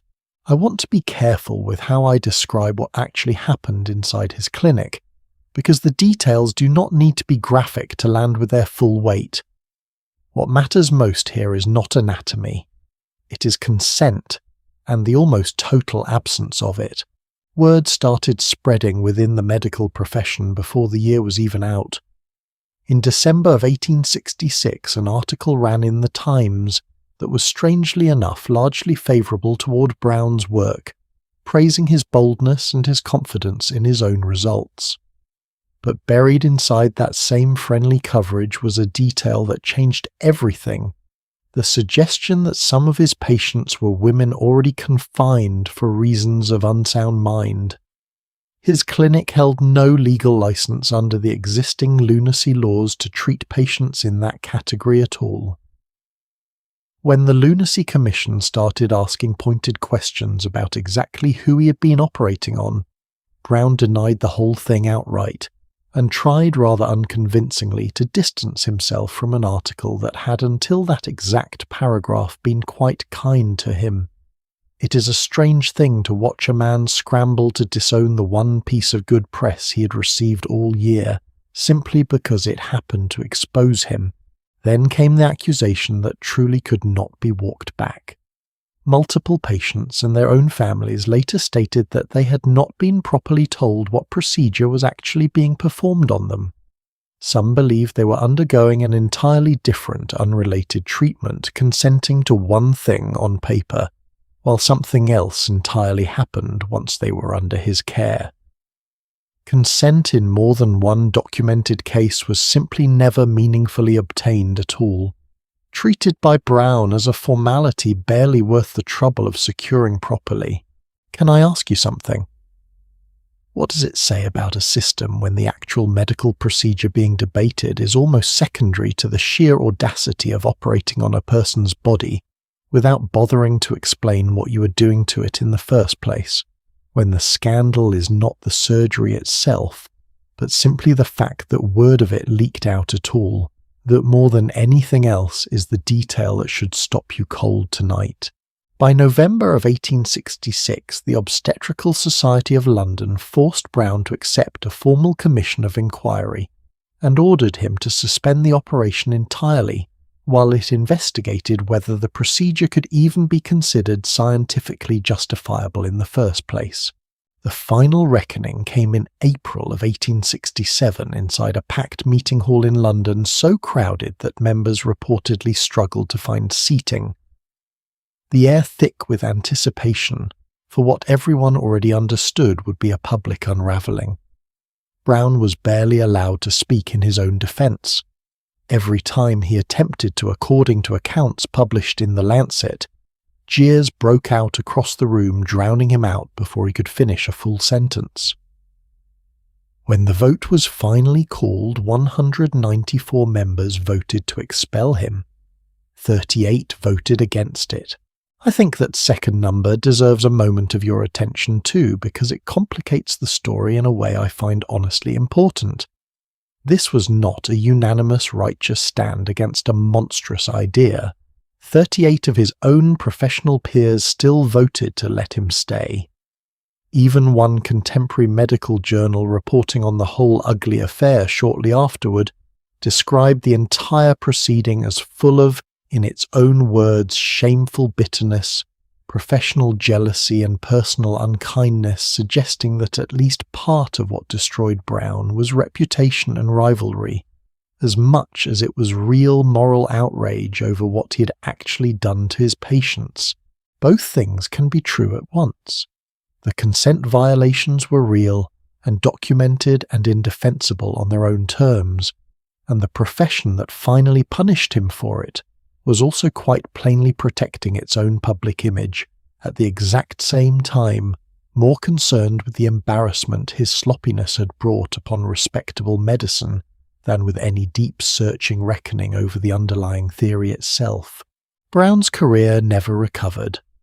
He spent his final year as an invalid largely cut off from the profession that had once celebrated him, and published his early work with real enthusiasm and died in London in February of 1873. Sympathisers of all things opened a charitable fund on his behalf the year before his death, a fairly clear signal of just how far his finances and his standing had fallen by the end from one of the most sought-after surgeons in London to a man whose former colleagues felt compelled to pass around a collection plate on his behalf. Here is the part of this story that keeps me up longer than the surgery itself does, if I am honest with you. Baker Brown was not expelled because Victorian medicine as a whole suddenly developed a firm moral objection to operating on women's bodies without asking them properly first. He was expelled because he got caught doing it publicly sloppily, and to patients with families willing to speak up about it afterward. The underlying impulse behind his theory, the idea that a woman's body could and should be surgically corrected to manage her behaviour, barely slowed down at all. If anything, it simply learned to move more quietly, more carefully, dressed in slightly more cautious language, and it kept right on operating. In fact, at almost the exact same moment Baker Brown was standing before that jeering hall in London, an entirely different version of this same impulse was quietly taking hold on the other side of the Atlantic, and this one did not require a scandal to spread. It spread through simple, respectable, peer-reviewed medical enthusiasm, published proudly in professional journals rather than whispered about after a public disgrace. In 1872, an American surgeon named Robert Batty, working in Rome, Georgia, performed what he proudly called a normal ovariotomy, the surgical removal of both ovaries from a woman whose ovaries showed no disease whatsoever. Nothing wrong with them at all by his own account examined afterward, and found to be in the medical language of the time grossly normal. He removed them anyway, believing the surgery could correct a range of nervous and behavioral complaints simply by forcing the body into early menopause, resetting what he saw as an overactive reproductive system at its very source. His very first patient, a woman named Julie Omberg, survived the operation and went on to reach the age of 80. Local colleagues, by the way, were reportedly waiting outside, almost as though gathered for a public execution, ready to see whether she would die on the table, fully prepared to have Batty charged with homicide if she had. Nothing about the procedure was quiet or unnoticed. Half the medical community in that corner of Georgia understood exactly what was happening and simply waited to see how it would end. She survived, and that single surviving case was enough to launch an entire medical trend. Within just a few years, Batty's operation was being performed across the United States for an ever-expanding list of complaints, menstrual pain, epilepsy, and inevitably hysteria itself. Surgeons in other states began publishing their own results, comparing techniques, refining the procedure as though it were any other routine advancement in the field, rather than the wholesale removal of healthy organs from women who had never actually consented to sterilization as an outcome. One later estimate made by a fellow gynecologist looking back at the practice in 1906 put the number of American women who had undergone this exact procedure, healthy ovaries removed specifically to manage behavior or mood, at somewhere near 150,000. Sit with that figure for a moment. Not 8 patients under one controversial doctor's roof in London, 150,000 women across an entire country quietly sterilized and pushed into early menopause because their doctors believed it might make them easier to manage at home. Batty himself, later in his career, stopped dressing the procedure up in delicate medical language at all. In writings from the 1880s, in papers presented before serious medical congresses, in front of serious medical audiences, he referred to it plainly using words like castration, applied without apparent hesitation to healthy adult women who had walked into his office capable of bearing children and walked out permanently unable to.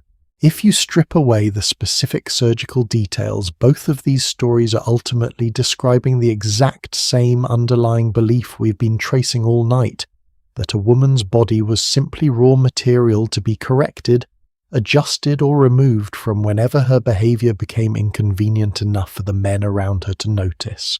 What strikes me most, comparing the two men side by side, is how differently history chose to remember them. Baker Brown became a cautionary tale publicly humiliated, his name quietly dropped from polite conversation within his own profession, occasionally resurrected in history books specifically as a warning. Batty, by contrast, has a surgical procedure still occasionally referenced in medical history texts under his own name, without nearly the same weight of shame attached to it, largely because his downfall never actually arrived in any dramatic form at all. He simply kept practicing respected until his own death in 1895, having personally performed hundreds of these operations across a career nobody within his profession ever formally moved to end. One man was punished loudly, the other was simply quietly allowed to continue. Not every doctor in this era reached for a blade, though. Some, in fact, decided the correct treatment for an overactive female mind was closer to the complete opposite of surgery, not action, but total prolonged suffocating stillness, weeks spent confined to a single darkened room, forbidden even the small mercy of a book or a pen. And one particular patient forced into exactly that kind of stillness would eventually find a way to pick up a pen anyway and write something that outlasted every single doctor who ever tried to silence her. Stillness, it turns out, could be prescribed just as confidently as a scalpel, and the man who prescribed it more than anyone else in America was by every outward measure one of the most respected physicians of his generation. Not some fringe figure operating on the margins of his profession, but very much at its centre.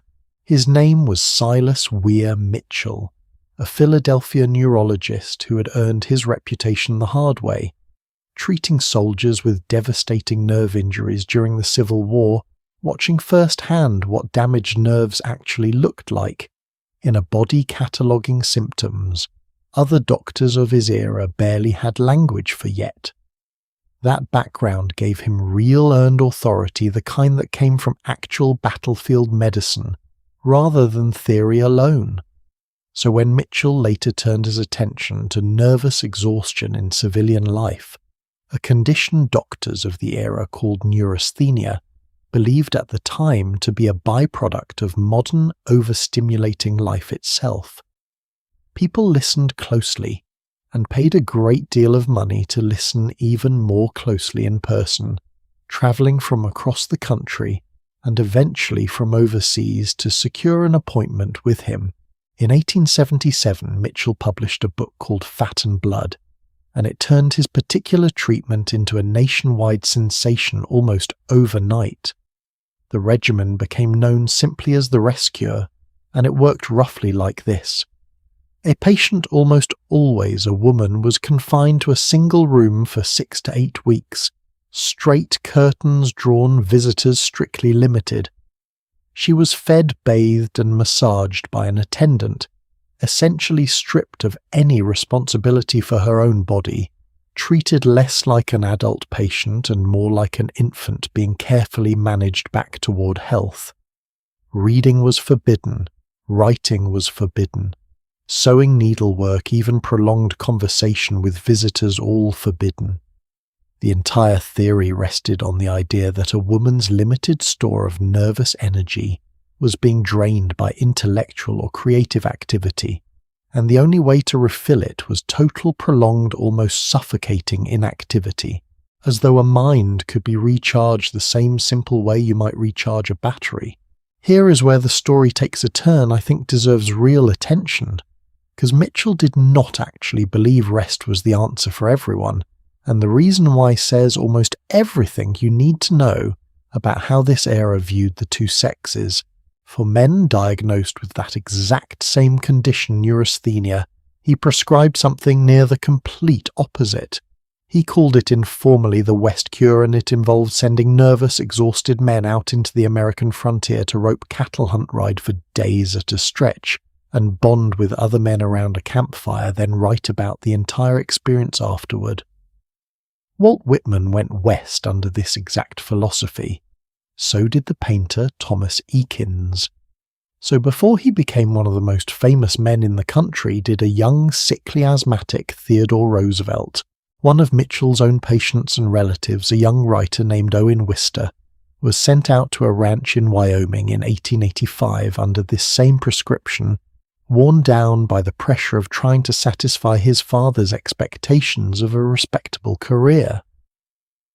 Wister returned from the frontier stronger, calmer, and kept writing about what he'd experienced out there long after his treatment officially ended.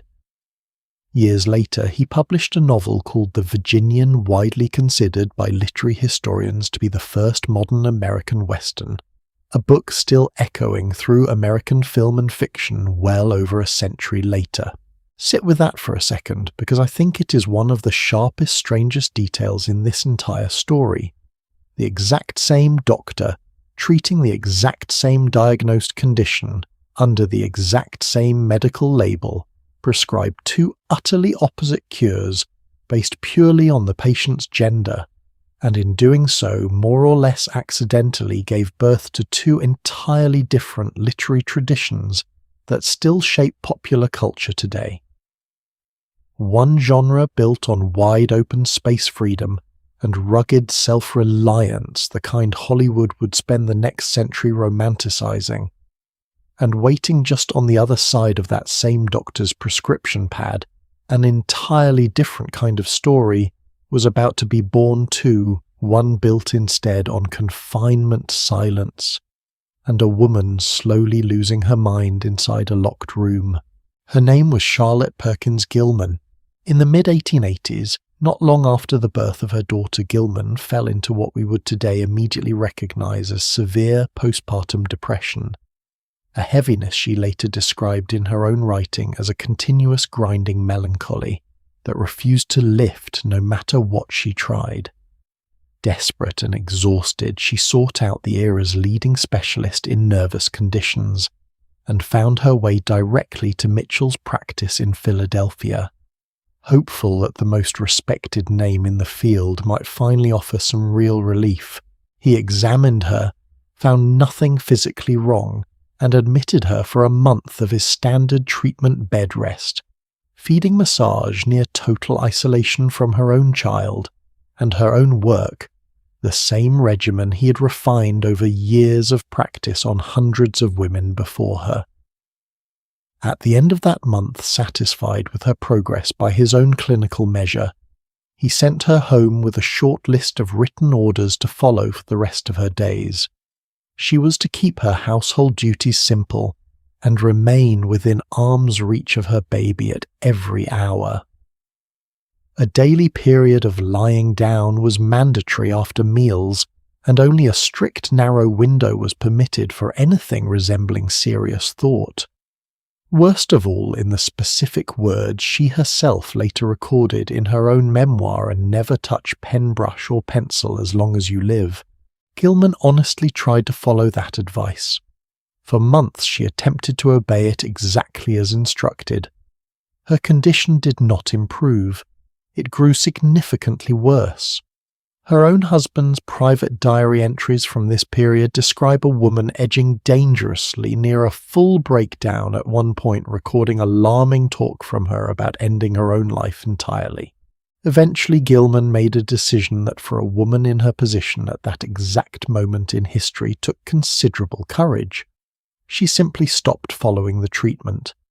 She picked up her pen again against direct medical orders, separated from her husband not long after an enormous social risk in itself for a woman of her class and era, and moved across the country to California with her young daughter, to rebuild a life almost entirely from nothing without the financial safety net most women of her background could still count on.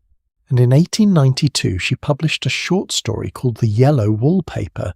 I will not spoil every detail for you if you've not come across it yet, but the basic shape is this. A woman confined by her physician husband to a single room for her own supposed good slowly becomes obsessed with the pattern, crawling across the wallpaper covering its walls, convinced she can see a figure trapped somewhere behind the pattern, struggling to get free. The wallpaper itself becomes a kind of prison built entirely out of pattern and repetition, the same walls she is forbidden to leave slowly closing in through her own imagination instead.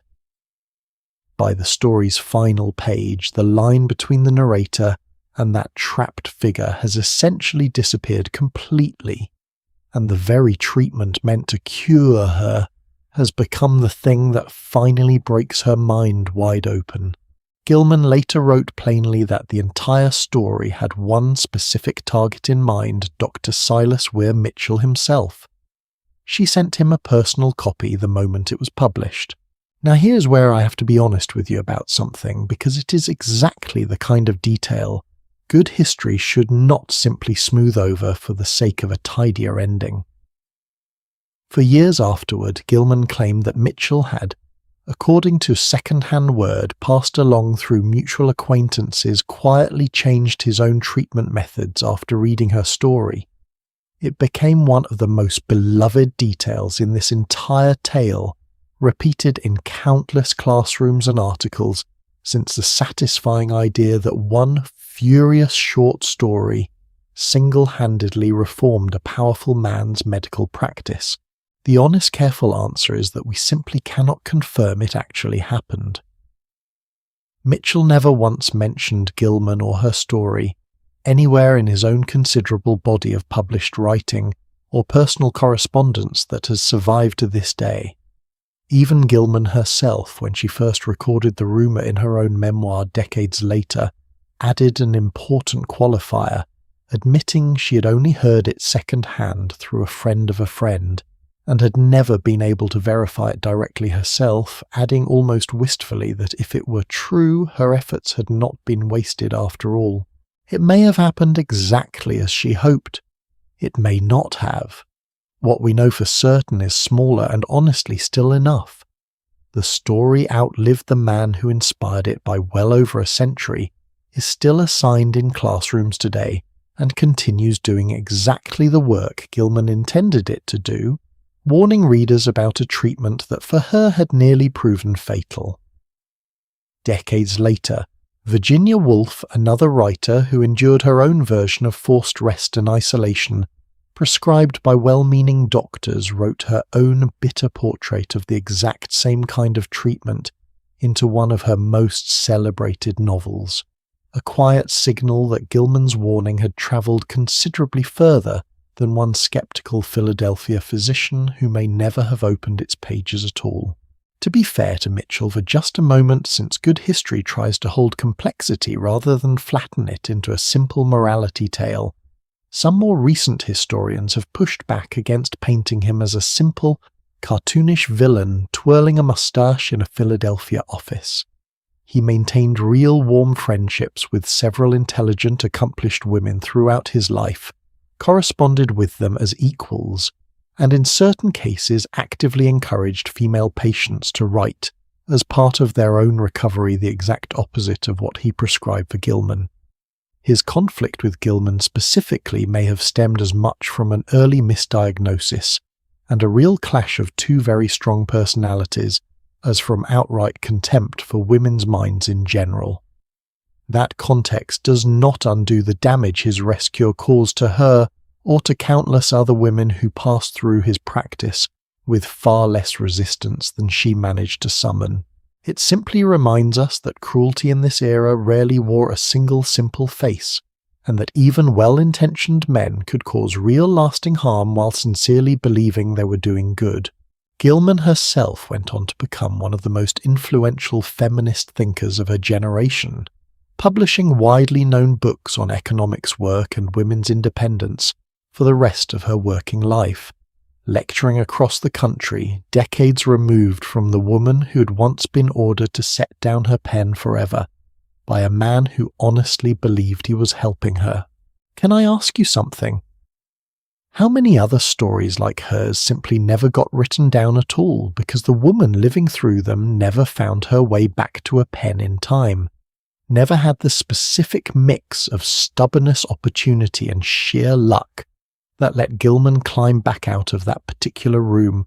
Not every so-called cure in this era involved medicine at all, though. Some of the harshest judgment aimed at women's bodies during this exact period had nothing to do with doctors' prescriptions or hospitals whatsoever. It came instead from something far more ordinary, something hanging in almost every woman's closet, worn underneath her clothes, every single day without a second thought, and the true story behind it turns out to be considerably stranger and considerably more surprising than the one most of us grew up believing, thanks in no small part to decades of exaggeration that modern historians are only now starting to properly untangle. You already know the image, even if you have never once studied Victorian history. A pale, breathless woman gasping while her maid yanks a corset lace impossibly tight behind her, ready to collapse the moment she takes a single step too many. It shows up in period films, constantly in television costume dramas, in nearly every casual conversation about what it supposedly felt like to be a woman in the 1800s. Torturous, suffocating, a literal instrument of oppression laced directly onto the body every single morning before breakfast was even served. Here is the uncomfortable twist for tonight. A meaningful chunk of that image turns out to be more modern invention than historical fact, pieced together decades later out of a handful of dramatic photographs, a few exaggerated novels, and a great deal of retroactive assumption. And the real story underneath it is considerably more interesting and considerably harder to sum up in one tidy sentence than the cartoon version most of us absorbed without ever questioning it. Worth remembering too before we get any further that the corset was never purely a fashion statement to begin with. For most of the women wearing one, it functioned closer to what we might call structured support today, distributing the weight of heavy layered skirts, supporting the back, through long days spent standing sewing or minding children in an era with essentially no other undergarment options built for that kind of daily physical labour. It was for the vast majority of its wearers simply what you put on underneath your clothes each morning, about as remarkable to them as putting on a bra is to most of us now. Let's start with the furniture because it is honestly one of my favourite small corrections in this entire topic. You have almost certainly heard of the fainting couch, that low elegant chaise supposedly kept in fashionable Victorian parlours, specifically so a lady overcome by her own tightly bound ribs could collapse somewhere respectable, rather than crumple onto the floor in front of guests, saving everyone the embarrassment of a scene. Except Victorians themselves never actually called it that. Search through newspapers, catalogues and letters from the period, and the term simply does not appear anywhere in period writing at all. What they had and used constantly for all kinds of ordinary lounging and afternoon reading was something called a daybed, a low reclining seat with the design stretching back to ancient Greece, Rome and Egypt centuries before anyone had ever laced a corset at all. Victorian households loved reviving classical styles, Greek columns on their porches, Egyptian motifs on their wallpaper, so these old daybed designs came back into fashion for entirely aesthetic reasons, nothing to do with medical emergencies whatsoever. The romantic idea that this furniture existed purely to catch fainting women was stitched onto the historical record considerably later, sometime in the 20th century, long after anyone was left alive to correct it. Now here is a myth that deserves an even firmer correction since it tends to shock people the most whenever I bring it up. You may have heard some version of the claim that fashionable Victorian women had their lower ribs surgically removed to achieve an impossibly small waist. Fashion historian Valerie Steele, who has spent decades studying surviving garments at one of the world's leading costume museums, calls this idea entirely mythical, without a shred of documentation behind it. There is no surviving medical record, no surgical account, no hospital ledger entry, nothing anywhere in the historical evidence supporting rib removal surgery for fashion purposes ever in any country at any point during the entire era. By carefully measuring actual surviving corsets and dresses from museum collections, historians have found that most women's waists likely never dropped below roughly 20 inches, nowhere near the exaggerated 17-inch waists you sometimes see quoted online today as though they represented the daily norm for an entire generation of women. And tight lacing itself, the practice of cinching a corset dramatically tighter than the body's natural shape, was never really the mainstream experience either. Even within Victorian society itself, extreme tight laces were widely mocked in satirical cartoons and openly criticised in serious medical journals of the time, treated as an eccentric minority, rather than an everyday standard every woman was expected to meet. Most women across every social class laced their corsets for support and shape, not restriction, and adjusted them well enough to actually move through an active day. Victorian women rode bicycles, they played tennis, they went ice skating, hiking, even mountain climbing, all while wearing some version of this supposedly torturous garment in clothing and corsetry, built specifically to allow exactly that kind of movement. Can I ask you something? Have you ever heard a piece of historical trivia repeated so often, so confidently, that you simply assumed it had to be true, without anyone ever actually pointing you to where it came from? I think corsets might be one of the biggest examples of exactly that pattern still floating around today, an entire century of assumptions built on a handful of dramatic photographs and one very memorable scene in a movie theatre. So does that mean corsets were basically harmless, and the entire torture narrative is nothing but modern fiction layered on top of an innocent garment? Not quite. And this is where the story gets truly interesting, because the honest answer sits somewhere frustratingly in the middle, which if you have been listening carefully tonight should not surprise you at all by now.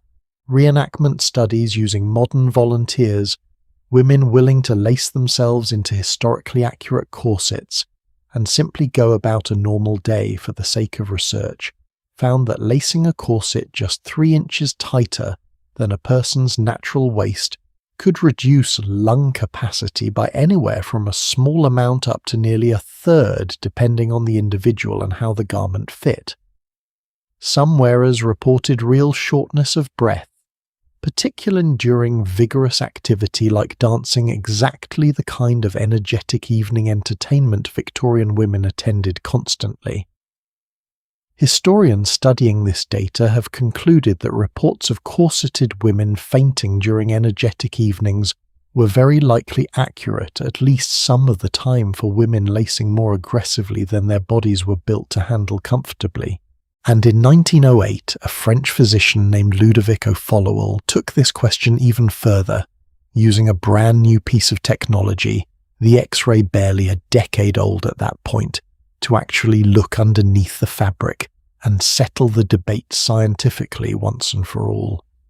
His images, published in a 2-volume study simply titled Le Corset, showed real visible compression of the lower ribs in women who had laced tightly for years, organs shifted noticeably out of their natural position, bones bent into a shape nature never intended them to hold. It remains one of the most striking pieces of visual evidence from this entire debate, reproduced in articles and documentaries about corsetry to this very day. But even here the story refuses to sit still and stay simple, which I honestly love about it, because good history rarely wraps up quite this neatly. More recent researchers examining O'Followell's own methods have raised real questions about how carefully controlled his famous X-rays actually were. His subjects, by his own admission, did not lace their own corsets for the study, meaning someone else, quite possibly, O'Followell himself, controlled exactly how tightly each garment was pulled before the image was taken. Some historians now suspect the garments may have been deliberately over-tightened, specifically to produce a more dramatic image for his publication, which, worth noting, ran as a column inside an actual corset manufacturer's own fashion magazine, at the very same time a fairly awkward conflict of interest for a supposedly neutral scientific investigation. O'Followell himself, looking past just the shocking pictures to his full published conclusions, actually argued that a well-made, properly worn corset posed little real danger at all, and that meaningful harm was mostly limited to tight lacing taken to a real extreme, a nuance that rarely makes it into the modern retelling of his famous images. So here is where I land on it after sitting with all of this for a while myself, turning it over, the way I imagine you might be doing right now too. The cartoon version, women collapsing constantly, ribs surgically removed furniture built specifically to catch fainting bodies, is largely modern exaggeration, more urban legend than documented fact. But the confident modern correction, the version insisting corsets were basically just supportive, Harmless underwear no different from a sports bra oversells its case, a little too smoothing over the real discomfort plenty of women actually experienced.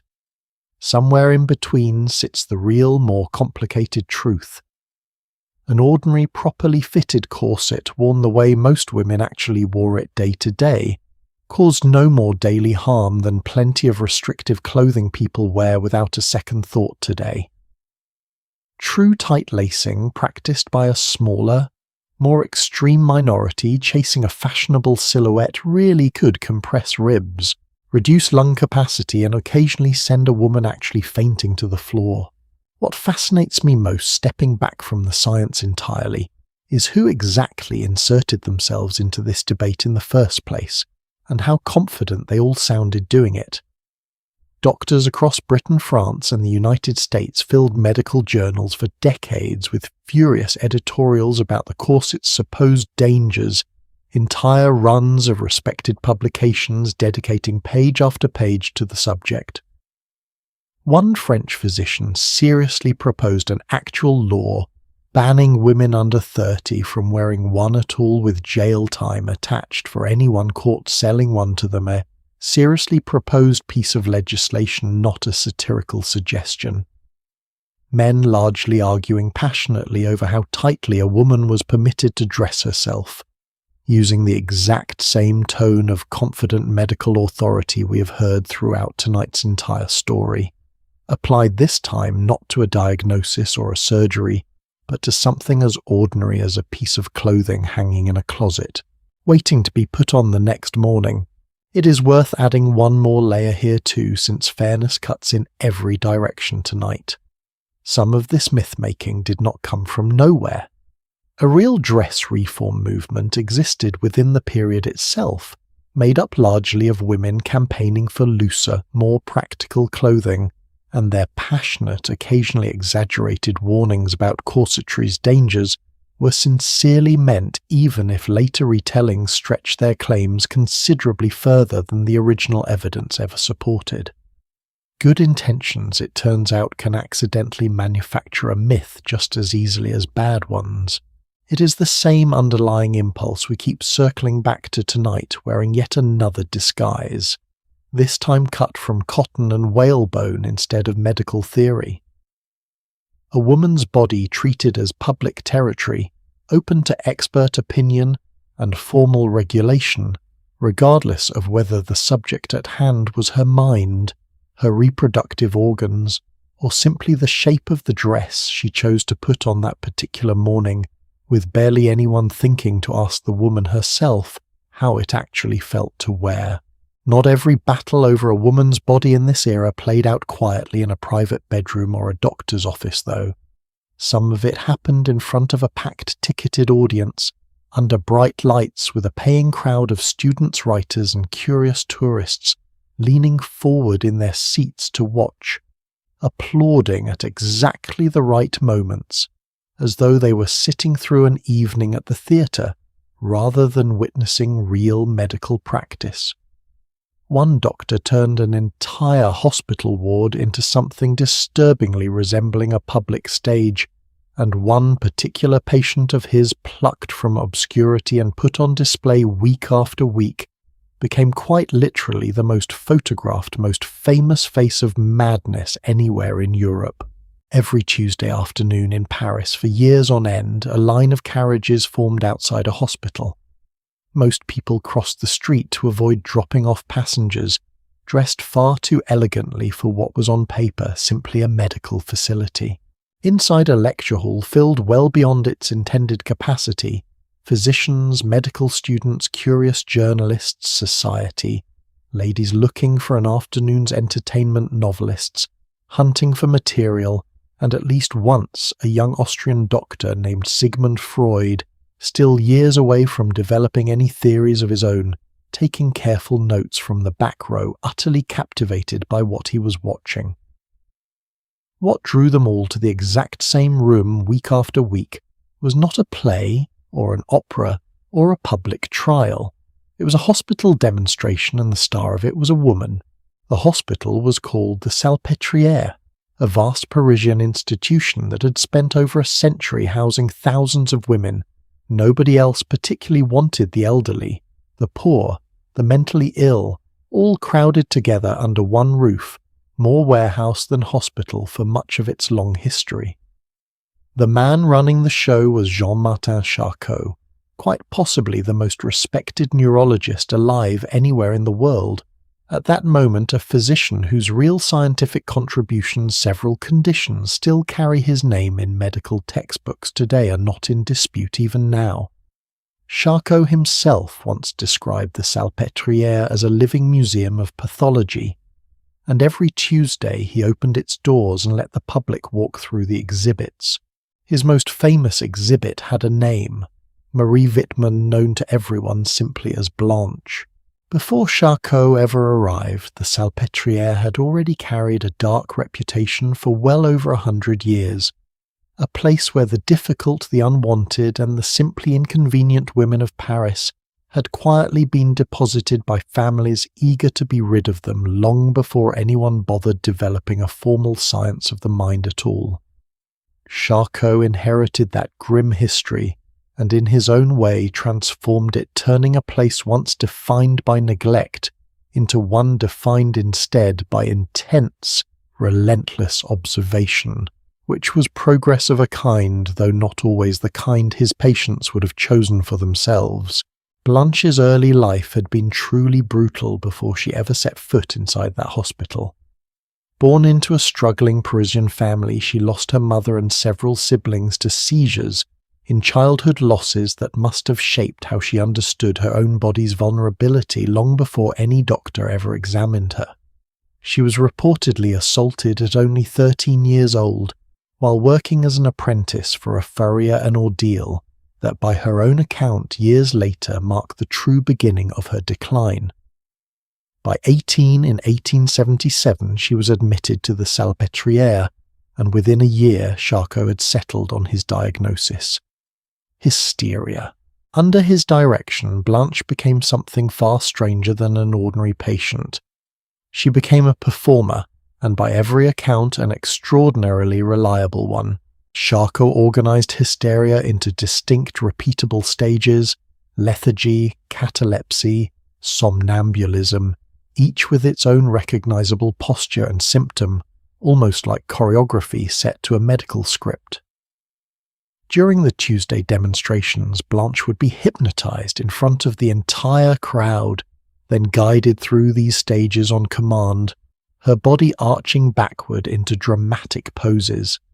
Charcot classified with names borrowed straight from religious ecstasy, and theatre, one famous position curved her spine so severely that only her head and heels touched the examination table. At the height of one of these trances, doctors would sometimes push needles directly into her skin to demonstrate to gasps from the audience that she felt no pain whatsoever under hypnosis, her face remaining perfectly serene the entire time. Picture that scene for a second: needles and audience applause, the same ordinary Tuesday ritual repeated week after week until it became almost routine to everyone in the room, except presumably the woman lying on the table. It is honestly difficult to draw a clean line at a certain point between a hospital ward and a stage. In 1887, a painter named André Bruyère captured this exact atmosphere in an enormous canvas nearly 10 feet wide titled A Clinical Lesson at the Salpêtrière. The painting shows Charcot addressing a packed room of formally dressed men, pointing calmly toward his subject, as though presenting a specimen, while Blanche, in a plain white dress, swoons backward into the arms of his chief assistant Joseph Babinski. Her head tilted, her eyes closed, every man in that room staring intently at her collapsing body.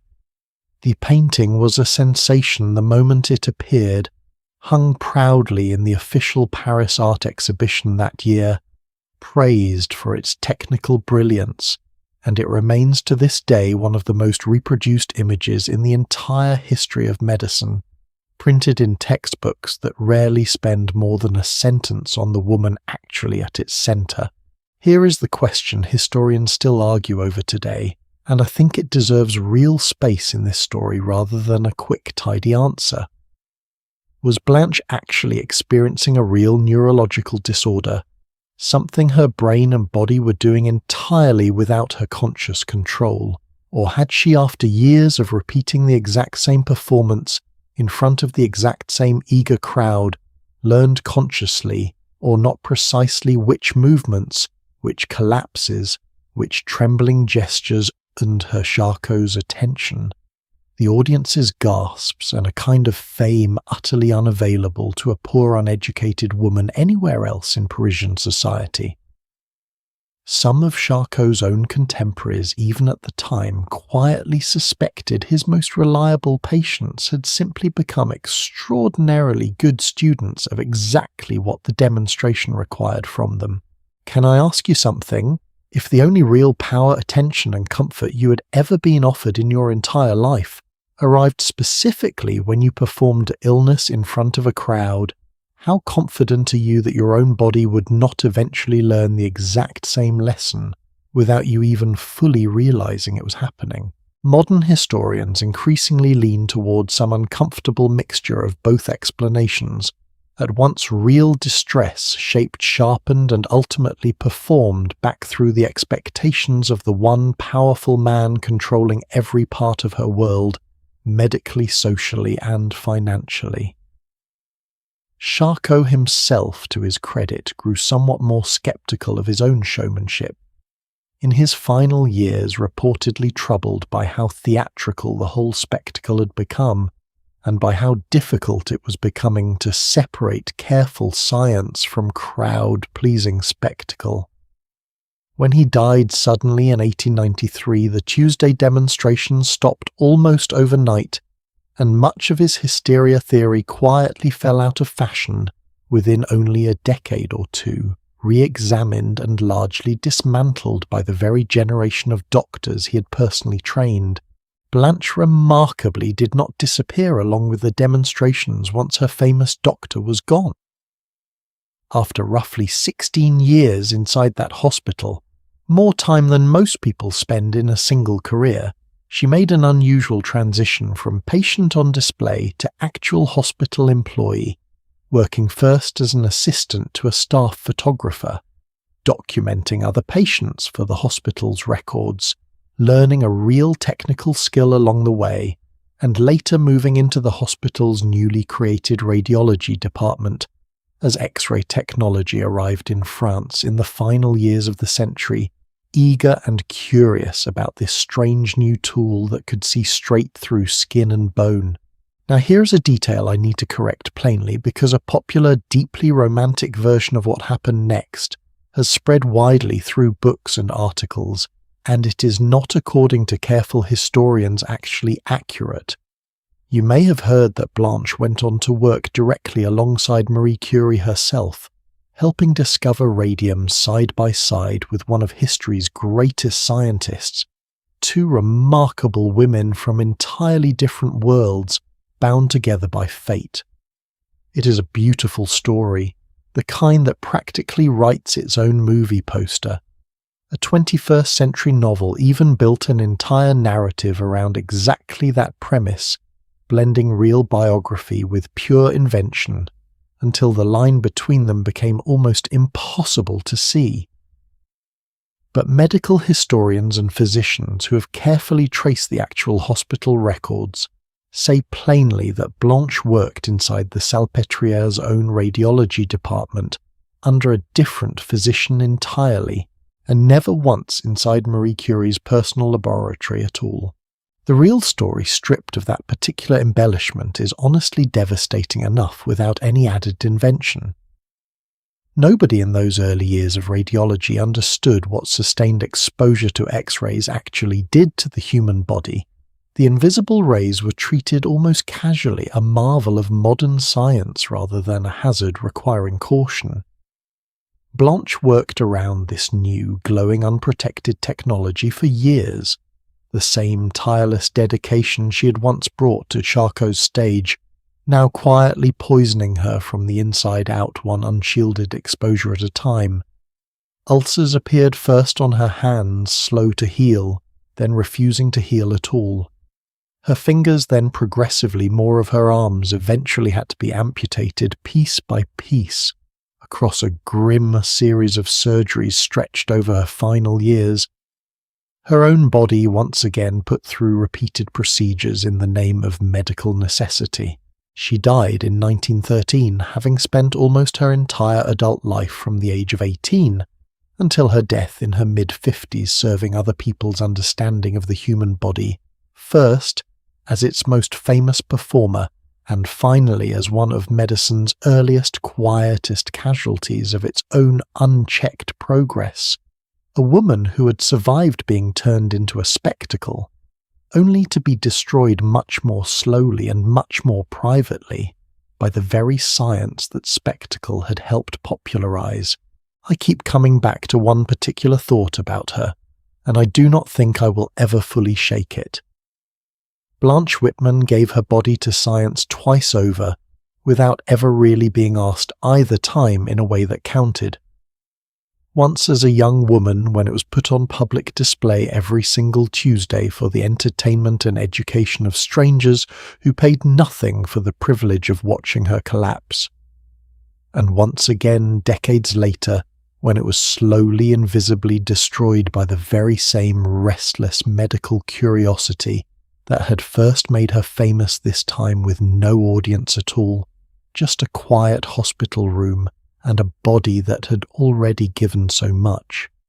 Even the story we tell about her death, it turns out, still could not resist adding a little extra shine, a famous scientific partnership that never actually happened to make it sound more poetic than the plain, quietly tragic truth already was.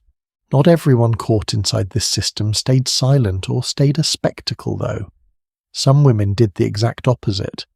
They looked directly at the doctors, the asylums, and the entire machinery built to explain away their minds, and decided the only way out was to expose the whole thing publicly on their own terms, whatever the personal cost turned out to be. One of them walked into an asylum entirely on purpose, pretending to be exactly the kind of patient Blanche had once been forced to perform, and came out the other side with a story that finally made the whole country stop and pay attention. Her name, at least the one she used for this particular assignment, was Nellie Brown, and she spent an entire evening in front of a mirror practicing exactly how a person loses their mind, rehearsing a hollow, distant stare until it felt second nature. The woman behind that mirror was actually 23 years old, broke and recently rejected by every newspaper editor in New York City for the simple reason that she was a woman told again and again that serious investigative work simply was not suitable for a lady reporter. Her real name was Elizabeth Cochran, though the world would come to know her by her pen name Nellie Bly. In 1887, penniless and determined, she talked her way into the office of Joseph Pulitzer's New York World and walked out with one of the strangest, most dangerous newspaper assignments in American history. Get yourself committed to the asylum on Blackwell's Island. Find out firsthand exactly what happens to women once those doors shut behind them. Then find a way back out again to tell the story. Nobody, including her own editor, was entirely sure the second half of that plan would actually work. Bly checked into a boarding house under her assumed name, stayed awake through the night to give her eyes the hollow, unsettled look of exhaustion, and began quietly accusing the other women there of being insane themselves, watching with the journalist's cold precision as her performance took hold. It worked almost too well. Within a day she'd convinced a matron, a police officer, a judge, and finally a team of physicians at Bellevue Hospital that she belonged in an asylum. One of those examining doctors, according to her own later account, spent noticeably more time admiring the attractive nurse assisting him than actually assessing his supposed patient, barely glancing in Bly's direction before reaching a conclusion. Nobody thought to ask her a single meaningful question before signing the paperwork that sent her by boat out to Blackwell's Island, And here is where her story delivers the single sharpest, most quietly devastating detail in this entire investigation. The moment Bly arrived at the asylum, she completely dropped the act. No more wide-eyed stares, no more strange accusations. She spoke, ate, and behaved exactly the way she always had in ordinary life, fully expecting her obvious return to normalcy to be noticed almost immediately. And the staff watching her closely decided this proved she was even more disturbed than they originally suspected. When she calmly explained that she was not actually ill and asked to be released, her doctors recorded that request itself as further evidence of her deteriorating condition. The sane the woman behaved, the crazier everyone around her decided she must be a closed logical loop with no visible exit anywhere inside it.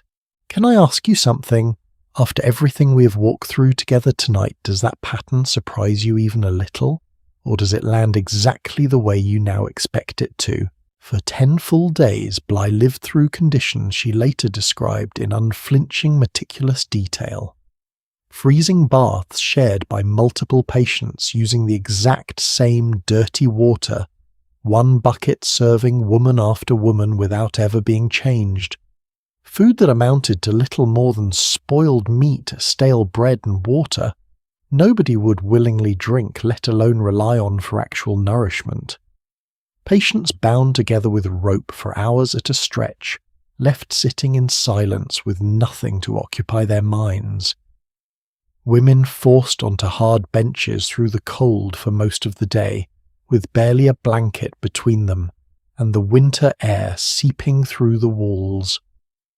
She watched staff members mock and strike patients who spoke limited English, and noted with real precision that plenty of the women locked inside that building seemed every bit as clear-headed as she was sharing space with others who were legitimately seriously unwell and receiving essentially no meaningful care at all. After 10 days, an attorney sent by the world finally arrived to secure her release, closing out an ordeal that could easily have stretched on far longer had the paper decided for whatever reason to quietly abandon her side. What happened next changed the shape of American journalism itself. Bly's account, published starting in October of that year, and later collected into a book titled 10 Days in a Madhouse, became an immediate sensation talked about and argued over across the entire country. A grand jury launched its own formal investigation with Bly personally assisting the process. The city's budget for its Department of Public Charities and Corrections jumped from roughly $1.5 million to nearly $2.5 million, an increase of well over $800,000, with $50,000 of that specifically earmarked for improving conditions on Blackwell's Island alone. Examination procedures were tightened so that commitment required more than a single distracted doctor and a signature. Within about 7 years, the asylum itself closed its doors entirely. One 23-year-old woman willing to be locked away on purpose accomplished more concrete institutional change in 10 days than decades of polite editorials and medical journal complaints had managed to produce in the entire preceding half-century. The assignment made her a permanent fixture on the paper's staff, and she went on to a career defined by exactly this kind of fearless, immersive reporting, eventually racing around the entire globe in record time. Just a few years later, though, nothing she did afterward quite matched the raw, immediate courage of walking into that asylum with absolutely no guarantee anyone would actually manage to get her back out again. I have to say there is something almost unbearably poetic about that particular contrast, considering everything else we have covered together tonight. It took reasoned argument almost 100 years to get partway there. It took one furious, meticulously documented eyewitness account only 10 days and a single newspaper series to finish the job. Here is something that might honestly surprise you though, and I think it deserves real space before we wrap up this part of the story. The humane alternative Bly was essentially demanding respect, dignity, real medical attention. None of it was some brand new 19th century invention. It had already existed, fully formed and proven for almost a full century before she ever set foot on that boat. Back in 1790, a Quaker woman named Hannah Mills died at York Asylum in England just weeks after her admission, under circumstances her own religious community found deeply disturbing. She had been in reasonably good standing when she arrived, and within a month she was dead with no satisfying explanation ever offered to the family and friends who came looking for answers. Local Quakers were denied any real explanation for what had actually happened to her behind those walls. In response, a 60-year-old tea merchant named William Tuke, a man with no medical training whatsoever, decided to build something entirely different from scratch. In 1796, he opened a small institution called the Retreat just outside York, planned to house around 30 patients, though it started with only 3, then grew slowly to 8. Unlike the crowded, chaotic public asylums, most of Britain and America relied on this one stayed deliberately small, prioritizing attention and dignity over sheer volume of patients, processed each year, a philosophy almost nobody running a public institution had any real financial incentive to copy. Inside the Retreat there were no chains, no physical punishment of any kind, a truly radical policy for its time. Patients received private rooms, were gently encouraged toward useful, purposeful daily tasks, gardening, simple crafts, anything that restored a sense of dignity and routine, and walked freely through long airy corridors designed specifically to feel nothing like a prison. Traditional brutal remedies were abandoned in favour of far gentler approaches. Warm baths instead of bleeding, patience instead of restraint, conversation instead of confinement.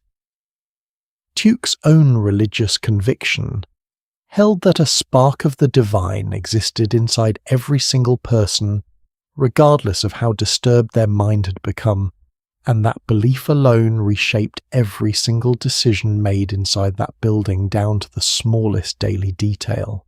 The idea was at first almost universally mocked by the wider medical establishment, dismissed as naive sentimentality from a merchant with no formal training and no business meddling in matters of the mind.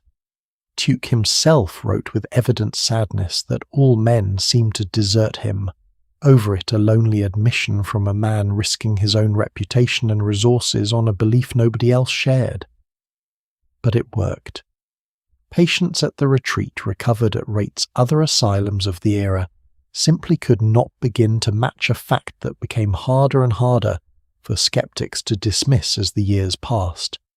Decades later, Tuke's own grandson Samuel published a detailed account of the approach, coining the term moral treatment, and slowly, unevenly, that gentler model began spreading first through England, eventually across the Atlantic, inspiring reform-minded institutions throughout the United States that borrowed his methods almost wholesale.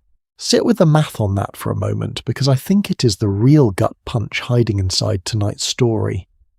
William Tuke proved conclusively that a humane, dignified, actually effective alternative to chains and cold water and forced confinement was entirely possible all the way back in 1796. And yet 91 years later, a 23-year-old journalist still had to fake her own insanity and survive 10 truly brutal days just to convince an entire city that women deserved slightly better than rope and spoiled meat. Even more sobering, the very asylum Tuke had originally reacted against, the public York Asylum itself, continued operating for decades afterward, with barely any of his reforms adopted at all, eventually requiring its own separate scandal and its own separate wave of public outrage, before conditions there truly began to change. The right answer was never actually the hard part of this story. It sat there proven and available for nearly a century, quietly waiting for anyone powerful enough to bother adopting it at scale, knowing the better way and actually building it for the people who needed it. Most turned out to be two entirely separate battles, fought on completely different timelines by completely different kinds of people. It leaves me with an honest question, one I do not have a tidy answer for myself. How many good working answers do you think are sitting somewhere right now, quietly proven, patiently waiting for the rest of us to catch up and actually put them to use? By the time Bly's article made it into print, the world she was writing about was already slowly, unmistakably starting to shift beneath everyone's feet. The diagnosis that had justified so much of tonight's story was losing its grip piece by piece under the weight of its own contradictions, and the women who survived it were no longer content to simply disappear quietly once they were finally released, filing lawsuits, writing memoirs, standing up in courtrooms and lecture halls to describe exactly what had been done to them. The tide slowly and unevenly had truly begun to turn. Here is a number that tends to stop people cold when they first hear it. So let me just say it plainly before we go any further tonight, before the lights get any dimmer and your eyes get any heavier. Hysteria. The very diagnosis that opened our entire story, the one that sent Elizabeth Packard through that bedroom window, locked Rosina Bulwer-Lytton inside a private asylum, and put Blanche Whitman on a stage every single Tuesday, was not fully retired from official psychiatric practice until 1980. Say that out loud for a second. 1980. Not some distant sepia-toned century we can comfortably file away as ancient history. Plenty of people listening to this story right now have parents, maybe even grandparents, who were fully grown adults the year that word finally formally left the pages of the official manual doctors across America relied on to diagnose the human mind. The American Psychiatric Association actually left hysteria out of its very first diagnostic manual back in 1952. Then, strangely, it crept back in. By the second edition, published in 1968, the term returned under the heading Hysterical Neurosis, official language once again taught to a fresh generation of doctors, as though it had never wavered at all, printed calmly in textbooks, tested on medical school examinations, applied to real patients walking into real clinics. It finally permanently disappeared with the third edition in 1980, replaced by narrower, more carefully defined conditions, categories doctors today can actually test for, treat, and explain with real precision, instead of a single catch-all word stretching back to an ancient idea about a wandering womb.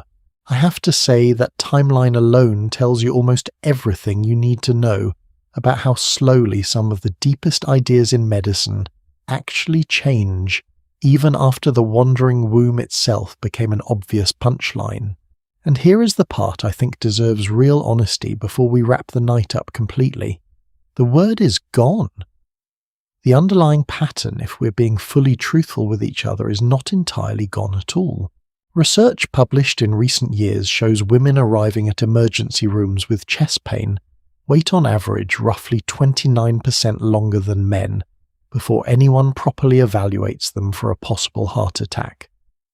Women living with endometriosis, a painful, sometimes debilitating condition, often wait somewhere between 7 and 10 years for an accurate diagnosis, frequently after being told again and again that the pain was probably just stress or anxiety, or simply something to push through quietly.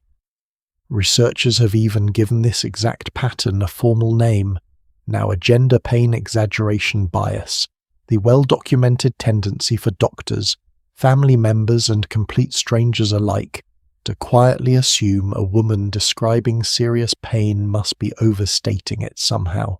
A study published only recently found that women were undertreated for pain regardless of whether the doctor or nurse standing in front of them happened to be a man or a woman, which tells you this was never really about one gender mistreating another on purpose. It is something older, deeper, and considerably harder to legislate away than any single doctor's personal attitude, absorbed quietly by everyone, male and female clinicians alike, simply by growing up inside the same broader culture. Can I ask you something gently before we settle in together? Has a doctor ever told you that what you were feeling was probably nothing, probably stress, probably all in your head, when you knew with complete certainty that something real was happening inside your own body? If that has ever happened to you, tonight's entire story was never really about people who lived 150 years ago. It was about you too, whether you realized it walking in or not. I do not say that to end our night on a heavy note. I say it because I think it is the most honest place this particular story can actually land. If I try to pull every thread we've followed tonight into one single idea, it comes down to something almost embarrassingly simple. Nearly every so-called cure, every diagnosis, every surgery, every locked door we have talked about tonight shared one quiet, unspoken assumption underneath it. That a woman's body and a woman's mind were never entirely her own property to begin with, that they belonged in some working legal and medical sense to her husband, her doctor, her father, or simply to whichever man happened to be standing closest and holding the most authority in the room. Once you notice that pattern, you start seeing its outline everywhere across the last several hours, in a signature on an asylum form, in a scalpel aimed at healthy tissue, in a corset debate conducted entirely by men in a hospital ward, turned into a paid theatre production, in a prescription that forbade a grieving mother from ever picking up a pen again. Different decades, different countries, different tools entirely from an axe to an X-ray machine. Somehow always the exact same underlying claim quietly asserting itself in whatever language the century happened to speak. So let's bring it all the way back around one final time to where we started. A woman stands behind a locked bedroom door in Illinois, listening to an axe splinter the wood between her and the rest of her life. A wife pushes through a crowd in Hartford to tell the truth about her marriage in front of an entire county. A patient learns, one Tuesday at a time, exactly which trembling gesture will finally earn her a room full of attention. A young journalist practices a hollow, distant stare in a mirror, willing to disappear inside a locked ward on purpose, just to drag the truth back out into the daylight. A quiet Quaker merchant, mocked by his own peers, opens a small house outside York, with no chains anywhere inside it, decades before anyone else was ready to listen. None of these people knew each other. Most of them never learned one another's names, and yet laid end to end their stories form one long, unbroken argument whispered and shouted across more than a century, insisting that a woman's mind belonged to her and to no one else standing in the room. In 2023, when the state of Illinois finally retired the name of the doctor who once tried to convince the world Elizabeth Packard was permanently incurably insane and replaced it with hers, instead it finally resolved a loop that had been sitting open for 163 years. Think about that span for a second, longer than most family trees can trace back with any real confidence. Longer than the entire history of powered flight television or the automobile. It took that long for one small Illinois community to formally admit in writing on a building's own front sign that the axe had been aimed at the wrong person the entire time. That is not a small thing. That is a debt quietly, finally paid generations after the woman it was owed to had any chance of reading the new sign for herself. But I think the real ending of tonight's story is not really that renamed building at all. It is every single person listening to this right now tucked into bed carrying just a little more of these women's names forward than you did a few hours ago. Elizabeth, Rosina, Georgina, Blanche, Charlotte, Nellie. Names that were once used as evidence against them, scrawled onto asylum intake forms and medical case files as proof of a broken mind, Are tonight's simply being remembered gently on purpose by someone who never knew them and never had to in a bedroom none of them could have possibly imagined on a device none of them would have recognized more than a century after most of these women's own voices went quiet forever? That is in its own quiet way the only kind of justice history usually manages to offer people who are no longer here to receive it. Not a courtroom, not an apology delivered in person, just a name spoken honestly a long time later by someone who finally took the time to listen properly and who chose on an ordinary night to let their story matter again. What strikes me most thinking back over everyone we met tonight is that not one of them waited quietly for rescue. Elizabeth wrote her own defence from inside a locked ward. Rosina spent years dragging her own case through court after court representing herself when no lawyer would. Nellie walked willingly into the exact building she meant to expose. Even Blanche, trapped inside a role she may never have fully chosen, still found her way into a second career, still kept working, still kept showing up decades after the crowds that once watched her had moved on to something else. Resilience in almost every one of these stories did not look like a single dramatic act of defiance. It looked like getting up the next morning anyway and doing the smaller, more exhausting work of surviving one more day inside a system built to convince you that surviving quietly was the most you should ever expect. Thank you sincerely for spending this entire night here with me. Stories like these take real care to put together properly hours of quiet reading, cross-checking and rewriting long after most sensible people have already gone to sleep themselves. And it means more than you probably realize that you stayed all the way through to this exact sentence in the dark, letting these women's names settle somewhere quiet in your mind before sleep finally takes over completely. If tonight's journey kept you company, I would love it if you carried a little of that feeling forward with you into whatever quiet corner of history we decide to sit inside together next time.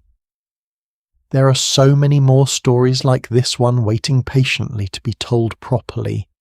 Women and men too, history tried to quietly file away under a single convenient word instead of actually listening to what they were trying to say. And I am already looking forward to bringing you the next one whenever you are ready to meet me back here. For now though, none of that matters. Not the research, not the numbers, not even the names we spent tonight remembering together. All of that can simply wait quietly until you are ready for it again. Until then, rest well. Let your thoughts go quiet one by one the way a house settles after everyone inside it has finally gone still. Let the weight of tonight's stories settle too gently without asking anything more of you, and sleep completely undisturbed knowing the door is locked only because you chose to shut it yourself tonight, on your own terms for your own reasons, answerable to absolutely no one but yourself.